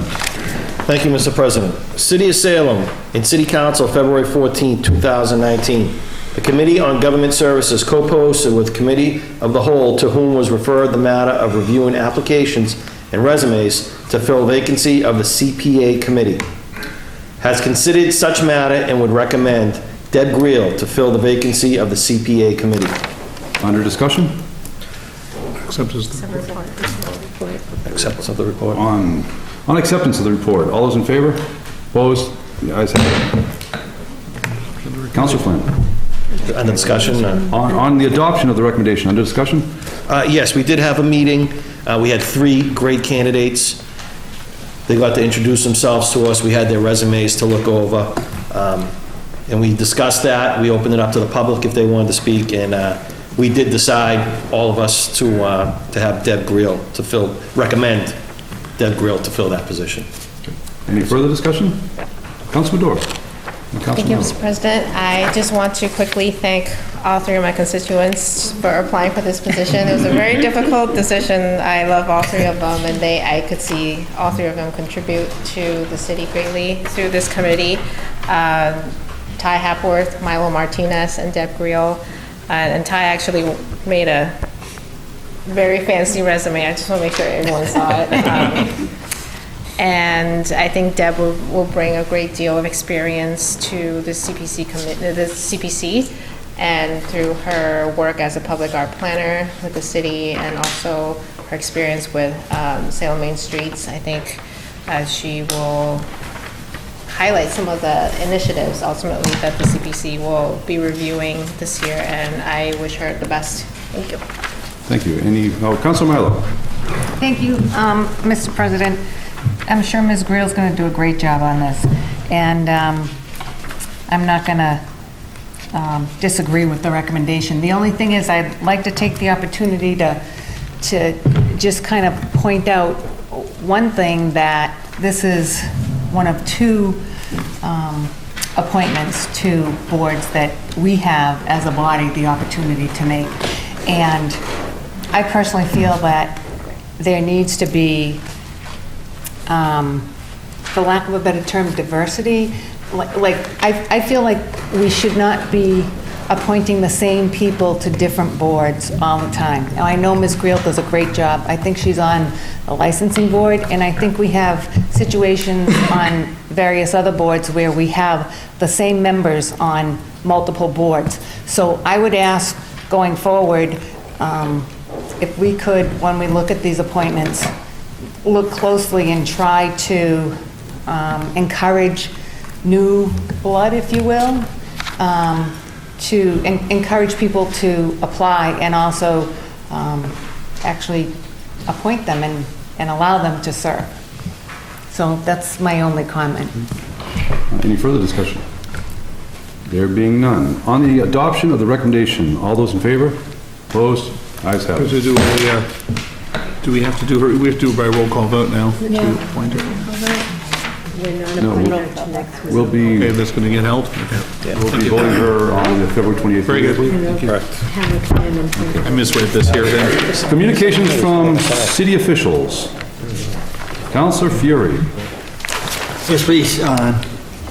We have a communication from the city clerk, Arlene Simons, submitting our 2019 election calendar from July 30th, last day for filing nomination, July 26th. Waive the reading. Waive the reading. Waive the reading. You don't want me to read the whole thing? Nah. Well, I'm not going to be a part of it anymore, so I was hoping I will play but move for adoption, please. Yes, under discussion? No. There being none. On the recommendation by Councilor Fury for adoption, all those in favor? Opposed? Ayes have it. Further communications from city officials. We have an order submitted from the city solicitor for an order to grant an exemption from Mass General Law, Chapter 268A, Section 20B for Thomas Cunningham, so that he can accept a part-time position with the Council on Aging. Council McCarthy. Thank you, Mr. President. I move that it be adopted. Under discussion? Thank you. Mr. Cunningham is a great individual. He's a longtime police officer, he's retired, and in order for him, and he still does some part-time through the exemption we gave last year to allow retirees to do detail work, but he also would like to drive the Council on Aging van. And so I can't think of a better person to drive the Council on Aging van, and I think he'll do a great job. And then this is just one of those things that we see them come up occasionally, where you have a school teacher that wants to do work for the Park and Rec Department or vice versa, or whatever the situation be. This just happens to be one of those things that we have to acknowledge the fact that at the same time, you'll be having potentially 2 paid positions from the city, but they're both part-time in nature, and I think that being retired, you'll add some valuable insight to the driving of Council on Aging vans. Thank you. Any further discussion? No. Okay. On the motion by Council McCarthy for adoption, all those in favor? Opposed? Ayes have it. Further communications from city officials. Oh, we're blazing now. What page? Page 30. 30. Page 30. We just skipped 11 pages. Page 30. Oh, no, we didn't. Oh, we didn't skip. We were there earlier. Petitions. We have a request from Dan Bodnick of Salem Waterway Development LLC for reimbursement of $1,650 of building permit fees. Councilman Dorr. Councilor Peterson. Peterson. I'm sorry. We're on second. Councilor Peterson. Thank you, Mr. President. I move that this be granted. Under discussion? Yes, this is a rare situation, but longer time counselors will probably recognize not unheard of. This is a situation where building permits are non-refundable without city council approval, and so that's just the situation here. Yep. Any further discussion? There being none. On Councilor Peterson's motion that this be granted, all those in favor? Opposed? Ayes have it. Further petitions. We have a list of public guides and taxi operators. Councilor McCarthy. Thank you, Mr. President. I move that be granted. Under discussion? No discussion, Mr. President. Any further discussion? Nope. There being none. Under Councilor McCarthy's recommendation for that they be granted, all those in favor? Opposed? Ayes have it. Further petitions. We have the following 2 tag days. Councilor McCarthy. Thank you, Mr. President. I move that these matters be referred to the Committee on Ordinances, Licenses, and Legal Affairs. Under discussion. No discussion, Mr. Any President. further discussion? Nope. On the recommendation of Councilor McCarthy that the matter be referred to the Committee on Ordinances, Licenses, and Legal Affairs, all those in favor? Opposed? Ayes have it. Further petitions. We have 1 drain layer contract operator license application. Councilor McCarthy. Thank you, Mr. President. I move be granted. Any discussion? No discussion. Any other discussion? There being none. On Councilor McCarthy's recommendation that they be granted, all those in favor? Opposed? Ayes have it. Further petitions. We have the following 4 claims. Councilor McCarthy. Thank you, Mr. President. I move that these matters be referred to the Committee on Ordinances, Licenses, and Legal Affairs. Under discussion? No discussion. Any other discussion? There being none. On Councilor McCarthy's recommendation that the matter be referred to the Committee on Ordinances, Licenses, and Legal Affairs, all those in favor? Opposed? Ayes have it. Further petitions. We have 1 constable bond. Councilor McCarthy. Thank you, Mr. President. I move that this matter be referred to the Committee on Ordinances, Licenses, and Legal Affairs and returned approved. Any discussion? No discussion. Any other discussion? There being none. On Councilor McCarthy's recommendation that the matter be referred to the Committee on Ordinances, Licenses, and Legal Affairs and returned approved, all those in favor? Opposed? Ayes have it. Unfinished business. We have a second passage of an ordinance amending an ordinance relative to mooring permits. Councilor McCarthy. Thank you, Mr. President. I move for adoption for second and final passage. On discussion? No discussion, Mr. President. Any other discussion? On Councilor McCarthy's recommendation for adoption for second and final passage, all those in favor? Opposed? Ayes have it. Further unfinished business. We have a second passage of an ordinance amending an ordinance relative to traffic, Chapter 42, Section 50B, handicap parking in front of 73 Grove Street. Councilor Flynn. Thank you, Mr. President. I move for second and final passage. Under discussion? No discussion. Any other discussion? There being none. On Councilor Flynn's recommendation for second and final passage. All those in favor? Opposed? Ayes have it. Further unfinished business. We have a second passage of an ordinance amending an ordinance relative to traffic, Chapter 42, Section 50B, handicap parking in front of number 70 Hathorn Street. Council Peterson. Thank you, Mr. President. I move for second and final passage. Under discussion? No discussion. Any other discussion? There being none. On Council Peterson's recommendation for second and final passage. All those in favor? Those opposed? Ayes have it. Councilor Fury. Motion to adjourn, Mr. President? Motion to adjourn. We are adjourned. All those in favor? Opposed?